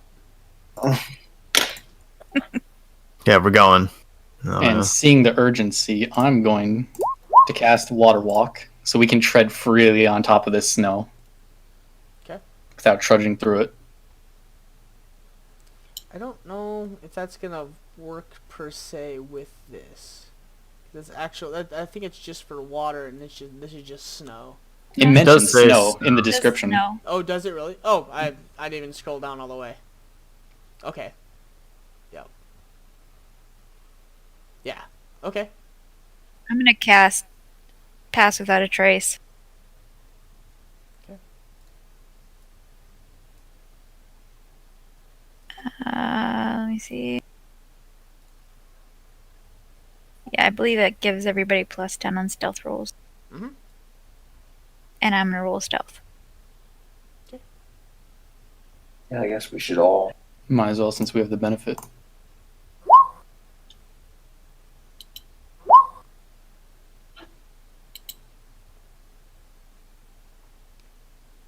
So Kaz got a 16. 29, 30, 16, 30.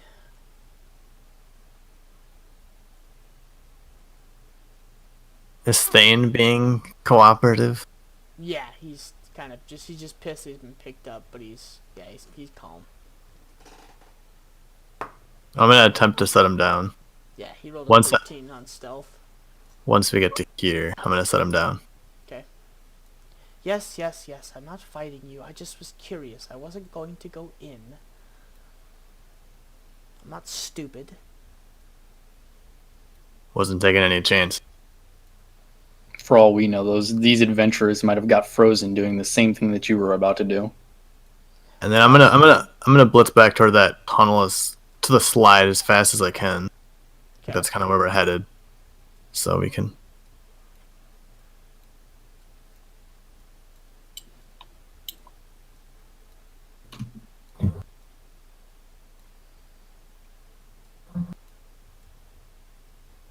We'll just say I'll just open it up like that because you guys are heading back here. So, the slide is gone. God damn it. It's literally just a solid wall right now. And you can kind of see when you're standing there, Morn, you can kind of see where the stone shifted because the snow, you know, like when you drag your shoe through snow, it kind of looks like that. Like disrupted. Yep. Can I see the shield tracks in the snow past where the walls moved? Yeah. Yep. Yeah, you would be able to. I'm gonna attempt to like. What's at the edge of the walls? Does it look like these walls? Like, is it clear that they're moving? Like. Does it look? It doesn't look natural, right? Like this looks like a sliding wall. No, it looks like rock. Like as far as you can tell, it looks like natural rock, and you're just dumbfounded and confused as like how the hell is the rock is shifting and moving itself. We're not going this way. Guess not. Find another way. Maybe another way's opened up. Possibly. We may have to go through the door. We should probably check to see if there's another way first. Yeah. Is this just a wall at the top here? I'll go with this. Yep.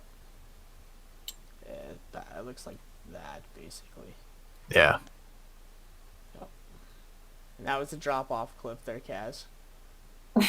So that's a little ravine. So,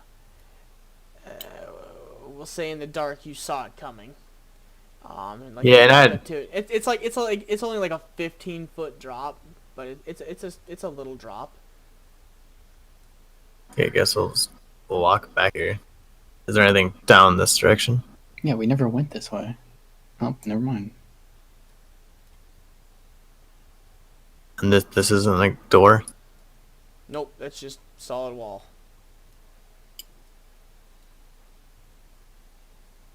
Well, Thane looks like he might be in luck. Mhm. I don't like this. We still open the door and the rest of us hide. We should have used detect magic on that wall back at where the slide was. Thane could be deceiving us. Oh, I hear fucking breathing. Can you guys hear that in the music? That's creepy as shit. It's me, I'm sorry.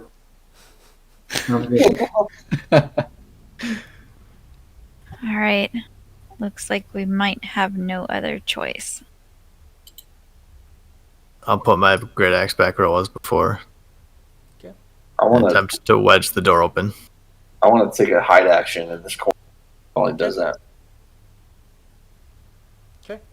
So you're wedging the door open? Yeah. Pass without a trace is still active. Yep, and I'm taking all your stealth rolls from before. Do I do another one if I do hide? Yeah, you can. If you're gonna hide again, yeah. I do not go through doors first anymore. Okay. So, this time, the door has been, like, the ice has kind of been, in the cracks, it's been wedged free, and it's got a little more give to it this time. So it doesn't take you much this time, Morn, and you're able to get the door to open. It doesn't make a sound. It actually very fluidly moves. It just seemed like the ice was kind of holding it in place. Okay.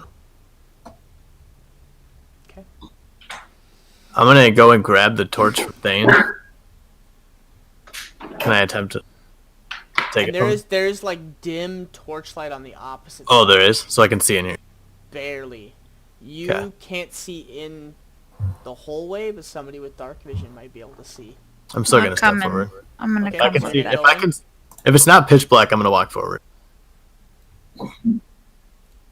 Oh, oh, that's gold, not lava. Oh shit! We're rich. Where would we be? Where's the door? Good. Right at the bottom. Here. Dude, get the fuck out.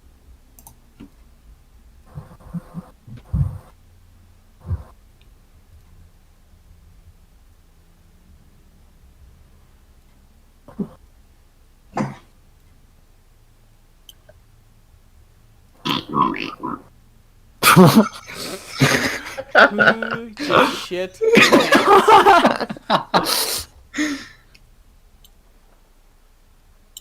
That was an incredible. Yeah, I mean, you should probably go wipe though. Okay. So, you guys slowly make your way through these giant brass doors, like huge brass doors. Probably like, I'd say probably like 30 feet tall and like 35 feet wide. Like just giant fucking doors. And you step through, and there's braziers that lit, and they're not. Kaz, you would recognize it right off the bat. They're not wood burning braziers. They're magical, and they're just kind of a dim light. And now you've walked in, and it's more prominent now. The two of you that had heard it before standing at the doorway, but you do hear.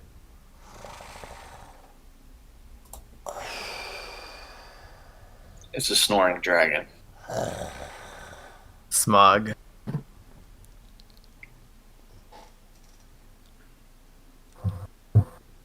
Probably a white dragon. Fuck this, guys. I didn't come here to fight a dragon.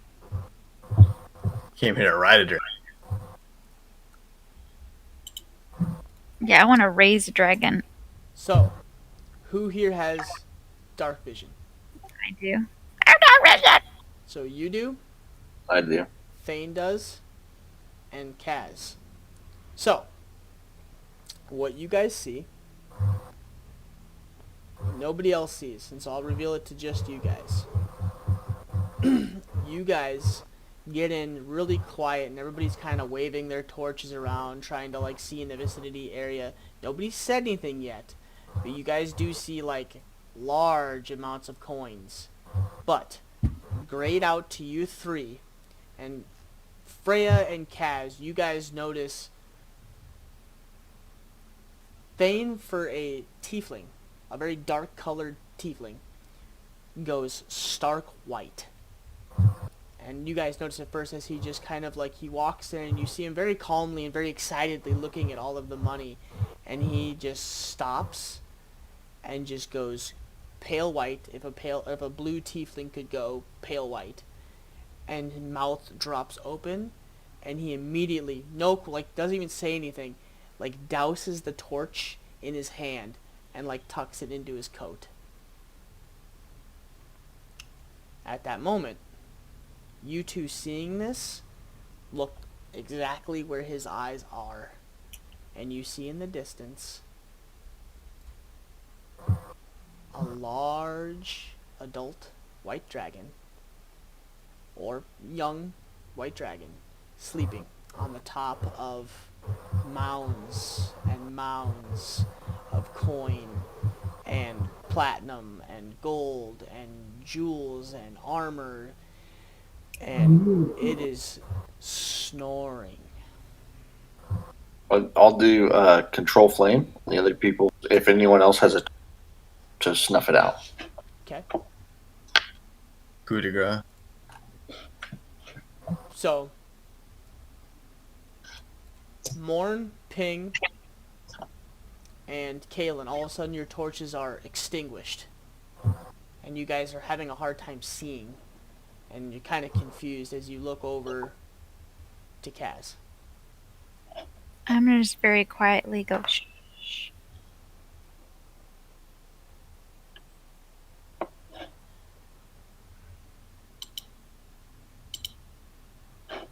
I'm gonna start slowly. You guys all hear the shifting of coin and the moving and deep, heavy inhale. And shifting of coin some more. Are there any other creatures in here other than the dragon? Can I see? I can see. Make a perception check. It's gonna be a high DC because it's kind of hard to see in here. From what you can tell, you don't see anything else in there. What best you can make out is a large gray white with dark vision, because I think everything in dark vision is in gray. You see a large white creature, grayish white creature, 55, 60 feet from you, on top of this giant mound of treasure, and a throne behind it, and that's it.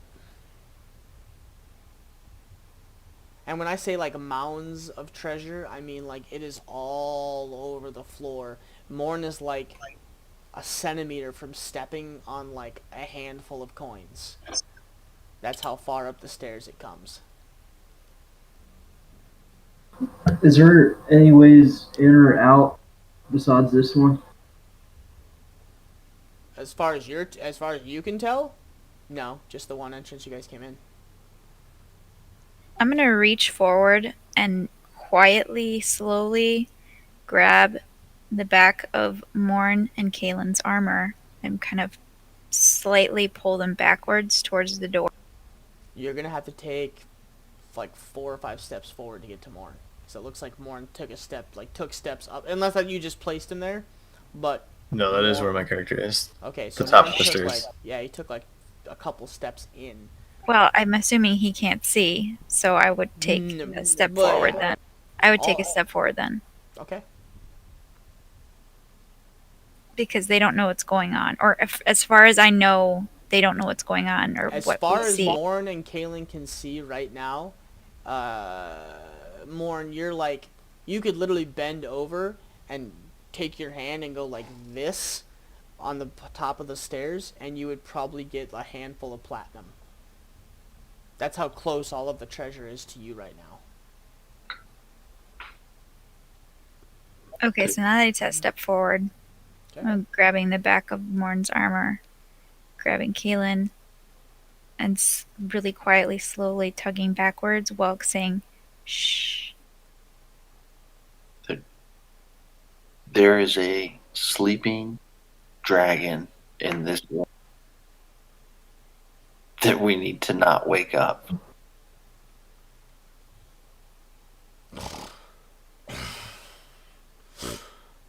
And it's like, as you guys are like kind of like slowly under your breath talking, the coldest like blast of like icy breath just like the room just drops like 40 degrees like instantly.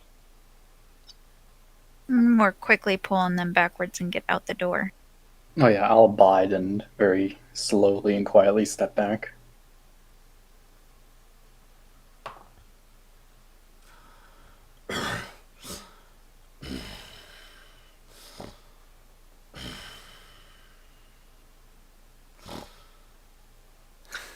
I want to be as stealthy as I can, but I want to go down these stairs this way and do like a perimeter check for other doors that may be an exit.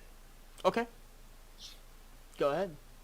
So just whatever I can see. I don't know if I should re-roll stealth or keep what I rolled. Not yet. Okay. Is it safe to say that I got Kaylin and Morn out the door? I would say yeah, you have.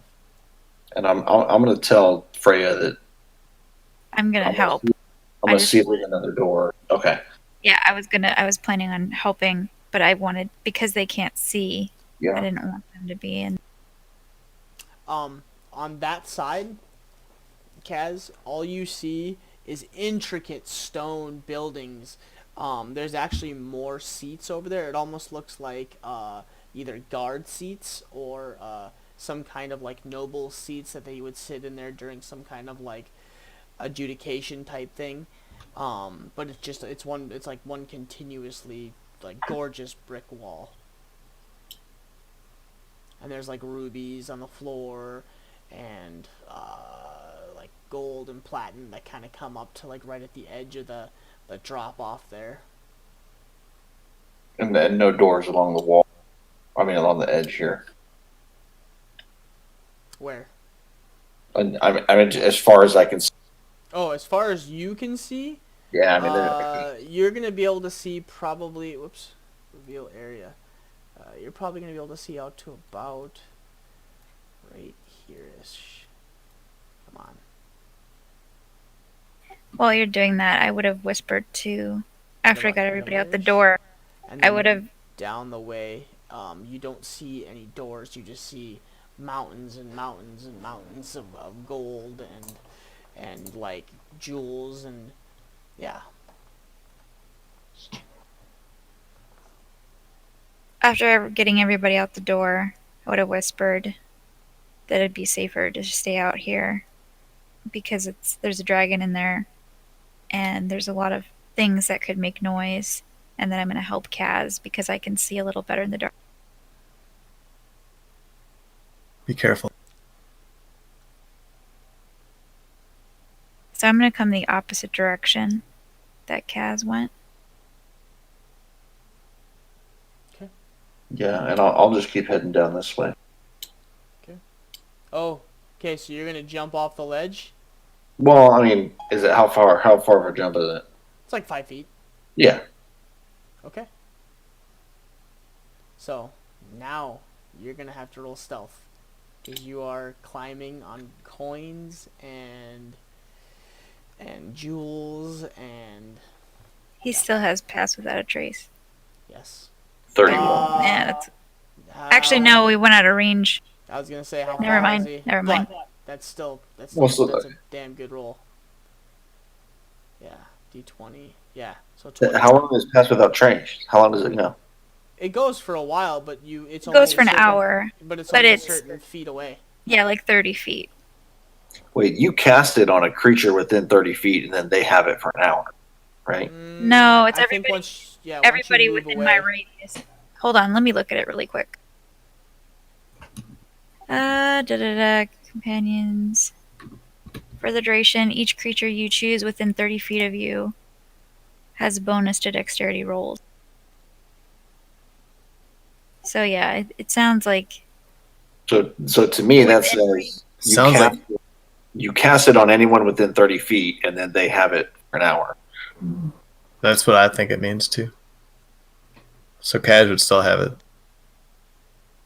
I mean, either way, he rolled really high, but Yeah. So what did it say again? It says you cast it on any creature within 30. it specifically says a veil of shadows and silence radiates from you, masking you and your companions from detection. For the duration, each creature you choose within 30 feet of you, including you, has a plus 10 bonus to dexterity or stealth checks and can't be tracked except by magical means.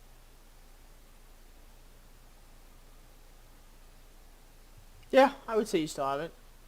Cause how long did you say it lasts again? 1 hour. Yeah, you still got it. Yeah.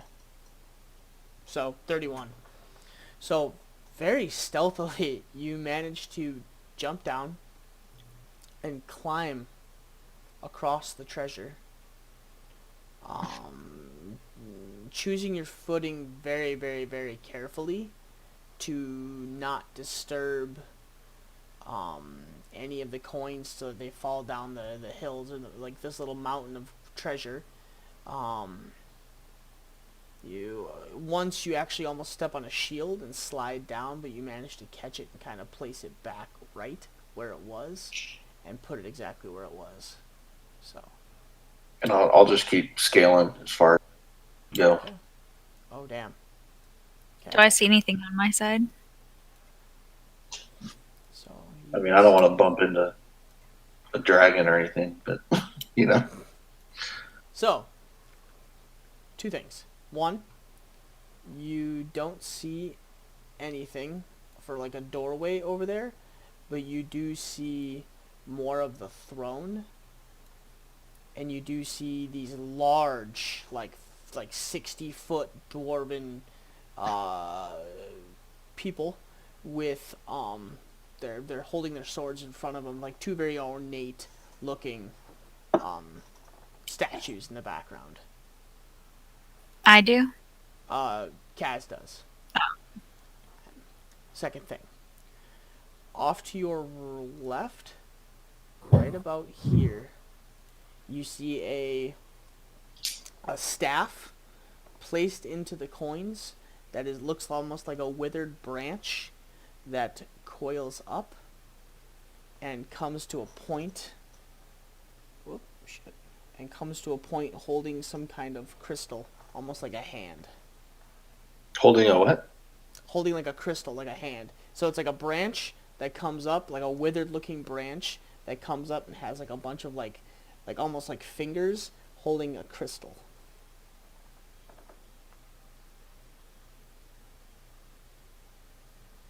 I wouldn't know what that is. Nope. I grab it. Okay. Make a sleight of hand to see if you can't pull it from the coins stealthily. Nice. Damn, sir. Good rolls. You noticing all the platinum and all the gold and the shields and the gold studded shields and everything else like that. This one particular item sticks out more than the rest, and something in the back of your mind goes, I have to have that. And you reach out and slowly pull it from the gold coins and the platinum. It shifts a little bit, and you hear the snoring get like really loud and stop for a second, and then really loud, and you're like kind of scared, but you're like, I want it really bad, and you get it out. You're now holding the staff.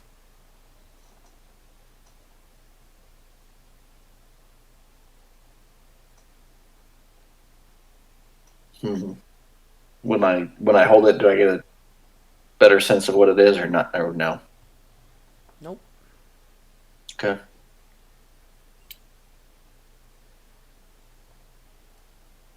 Oh shit. I just like fucked up the whole part.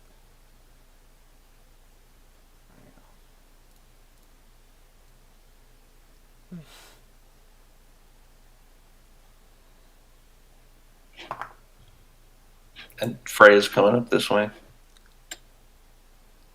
Yeah, I was waiting for it to come over to.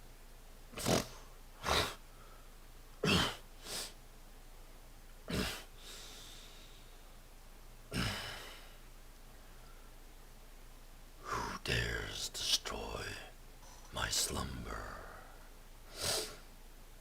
And the braziers start to light up just a little bit.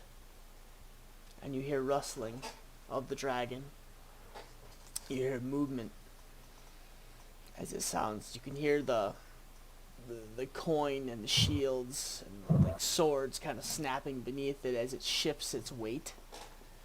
And you can like it sits up and kind of moves onto its side Kaz and Freya, because of your dark vision, you do see it moving. And it has gone from laying prone to a side kind of mount, and it has its hands up. And it's uncoiled its head, and it's started to bring it out and forward.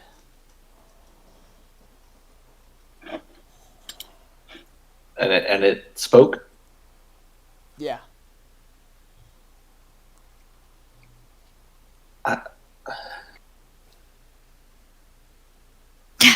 So bad you react to that.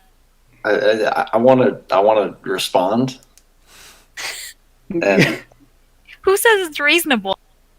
I want to respond and tell him that we didn't mean to, that we were just lost, and that we're sorry. But I want to say it in Draconic. Okay. And I'm hoping that will be more effective that way. Can I roll an animal handling check? Yeah, it's not gonna fucking work on a dragon. It was a joke. Okay. Takes out saddle. I gotta feel for this now. So you're going to speak up and talk to it in Draconic? Mm-hmm. Okay. And what are you saying? What again? I'm telling him that we didn't mean to disturb him. We're just lost, and that we're sorry.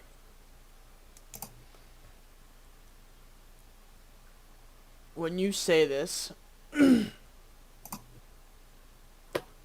hear like a low, like guttural, like laugh. How nice of prey to come to my home and feed me. I'll throw a fireball at him. Oh fuck. Oh Jesus! Kaz, no! Okay. No! No! Roll to attack.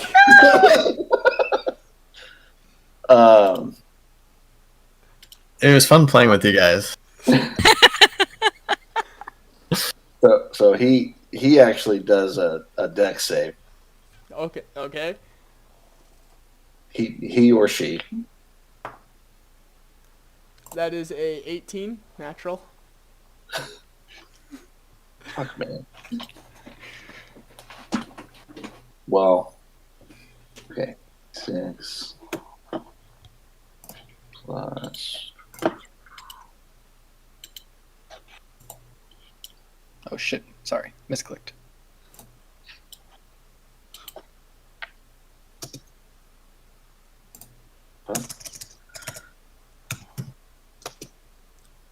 Damn it! I was totally hoping to end this here before this Oh, yeah, gets I'm about- crazy. I'm about to pass out, so Yep. Okay, so Half. half So- that. So half of 30. So 15 plus 4, 19. Okay.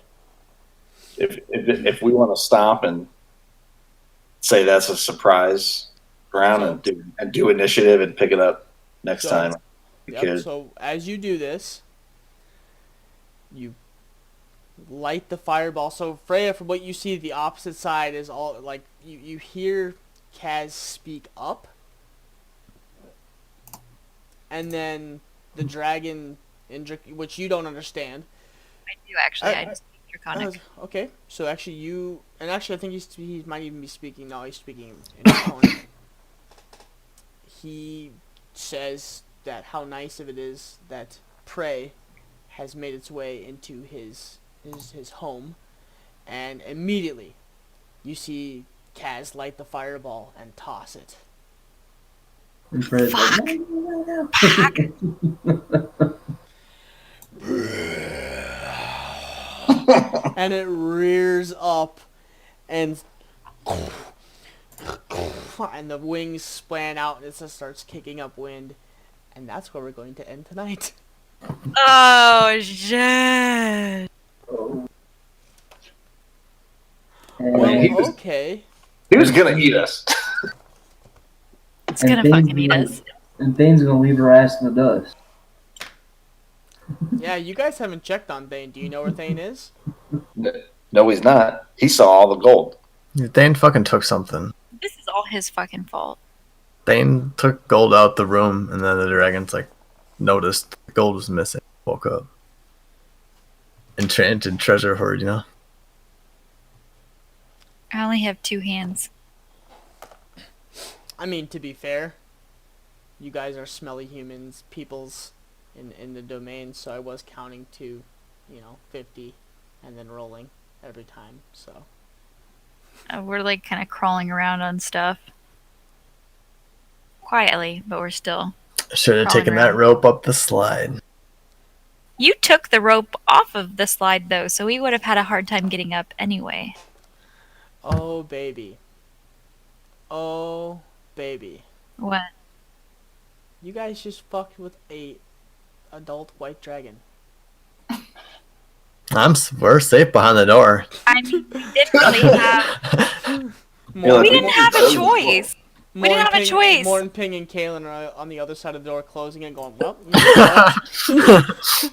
Have a nice life, guys. No, but it's like we didn't have another choice. We didn't have another way out that we knew of. Did you explore all of the last place? Well, we fell. And we explored around the area we fell into. We could have gone down the crevice. What crevice? The one that was in the middle of the map. I think you walked up to it. I walked up to it. Either way, I think I went through it on our way back down to the bottom. yeah. Oh, you fucked with an adult white dragon. I mean, to be fair, we didn't. We were trying to not fuck with. Motherfucker, Kaz is trying to reason with a dragon. Please, we're lost. Let us go. Just We're sorry. double move to the door as fast as possible. Why did Brent. this thing have to be adult? This thing has legendary resistances.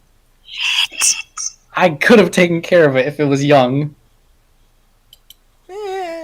Maybe. Yeah, if it was young, probably. Probably. Are we talking like one shots? Is this thing at a one shot? My friends and I sat down to do a campaign, and the first thing we fought was a dragon, and we wiped, and that was the entire campaign. And it ended just like that. No, I think I don't want this to be over. Yeah, this thing is like 10 levels above our CR. We're fucked. No. Kaz, when we come back, you just fucking run, okay? You just tuck tail and head for the door. Kaz is Full looking through like speed. all his spells, like, okay, fuck. Yeah, use your teleportation rune and I can totally, GTFO. I can totally take him. Worried about it. Nom, 34. nom, nom, nom, nom, That's nom, probably nom, nom, gonna nom, nom. tickled his nose. Like 34 HP. I mean, that's 34 halved. Oh, God. Mm-hmm. I doubt it has much more than 7 HP. Yeah. Oh, we yeah, can take it. Oh yeah, totally. So Ping, get up in here and do some close combat. we didn't ask after the fireball hit. How's he look? Is he pretty fucked up? Does he look pretty hurt? Does he look pretty hurt? Is he pretty bloody? It turned over and scratched giggled? his back because it felt good. This is all a dream. Do we still have the saddles from the horse? Yeah, Is that I a think saddle? I think that's like we're beyond that. I've lost my interest in riding the dragon right now. Animal handling. Do I not? Do I don't? Any of us out the door? We can't see Thane. Do Anyone? you want to do like a quick perception check? Oh, I From thought the we were. from the doorway. Whoever's in the doorway, if you want to make one quick perception check, I'll tell you what you see before we Might end as the well see if he scurried off somewhere.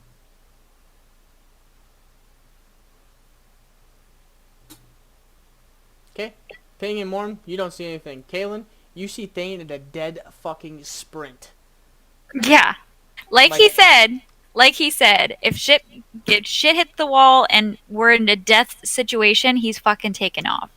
Yeah. Yep. You can pretty much guarantee that the moment he heard the roar, it was game on. He was probably already like at the run the moment that thing woke up and started talking. He probably was shitting bricks. Yeah, I say, guys, just grab as much treasure as you can and bolt toward the door. The treasure. I want to live. I want to live. You better invoke that staff, and that staff better do something. You better attune to that shit quick. You know that you have to take a short rest. I know.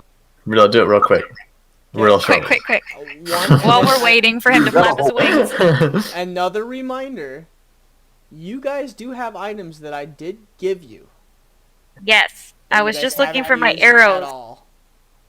I'm pretty sure you guys can all crawl up Freya's ass because she's the one that's hoarding all of it. No, I'm not. Okay, so you have the cat, the 9 lives cat one, don't you? Yeah, I'm not using that. Okay, I understand that. So you have the Montebank one, right? That's the one I'm using. Okay. Yeah, that's the... Yeah, you know what that one does. You have the- That'd have been really good for And I was just Kaz looking right at about the now. arrows. Nobody else is going to use the arrows. No. You have the rod that can't be moved. Mm-hmm. I don't have that. Who has that? Thought you had that. Or- No, I didn't take that. Oh, is it still back in that cave? We might have just I left. had the arrows. I've gotten the 2 cloaks, and then yeah. And I was actually just looking at the arrows. I can't even remember what they were called. They're like pinion or something.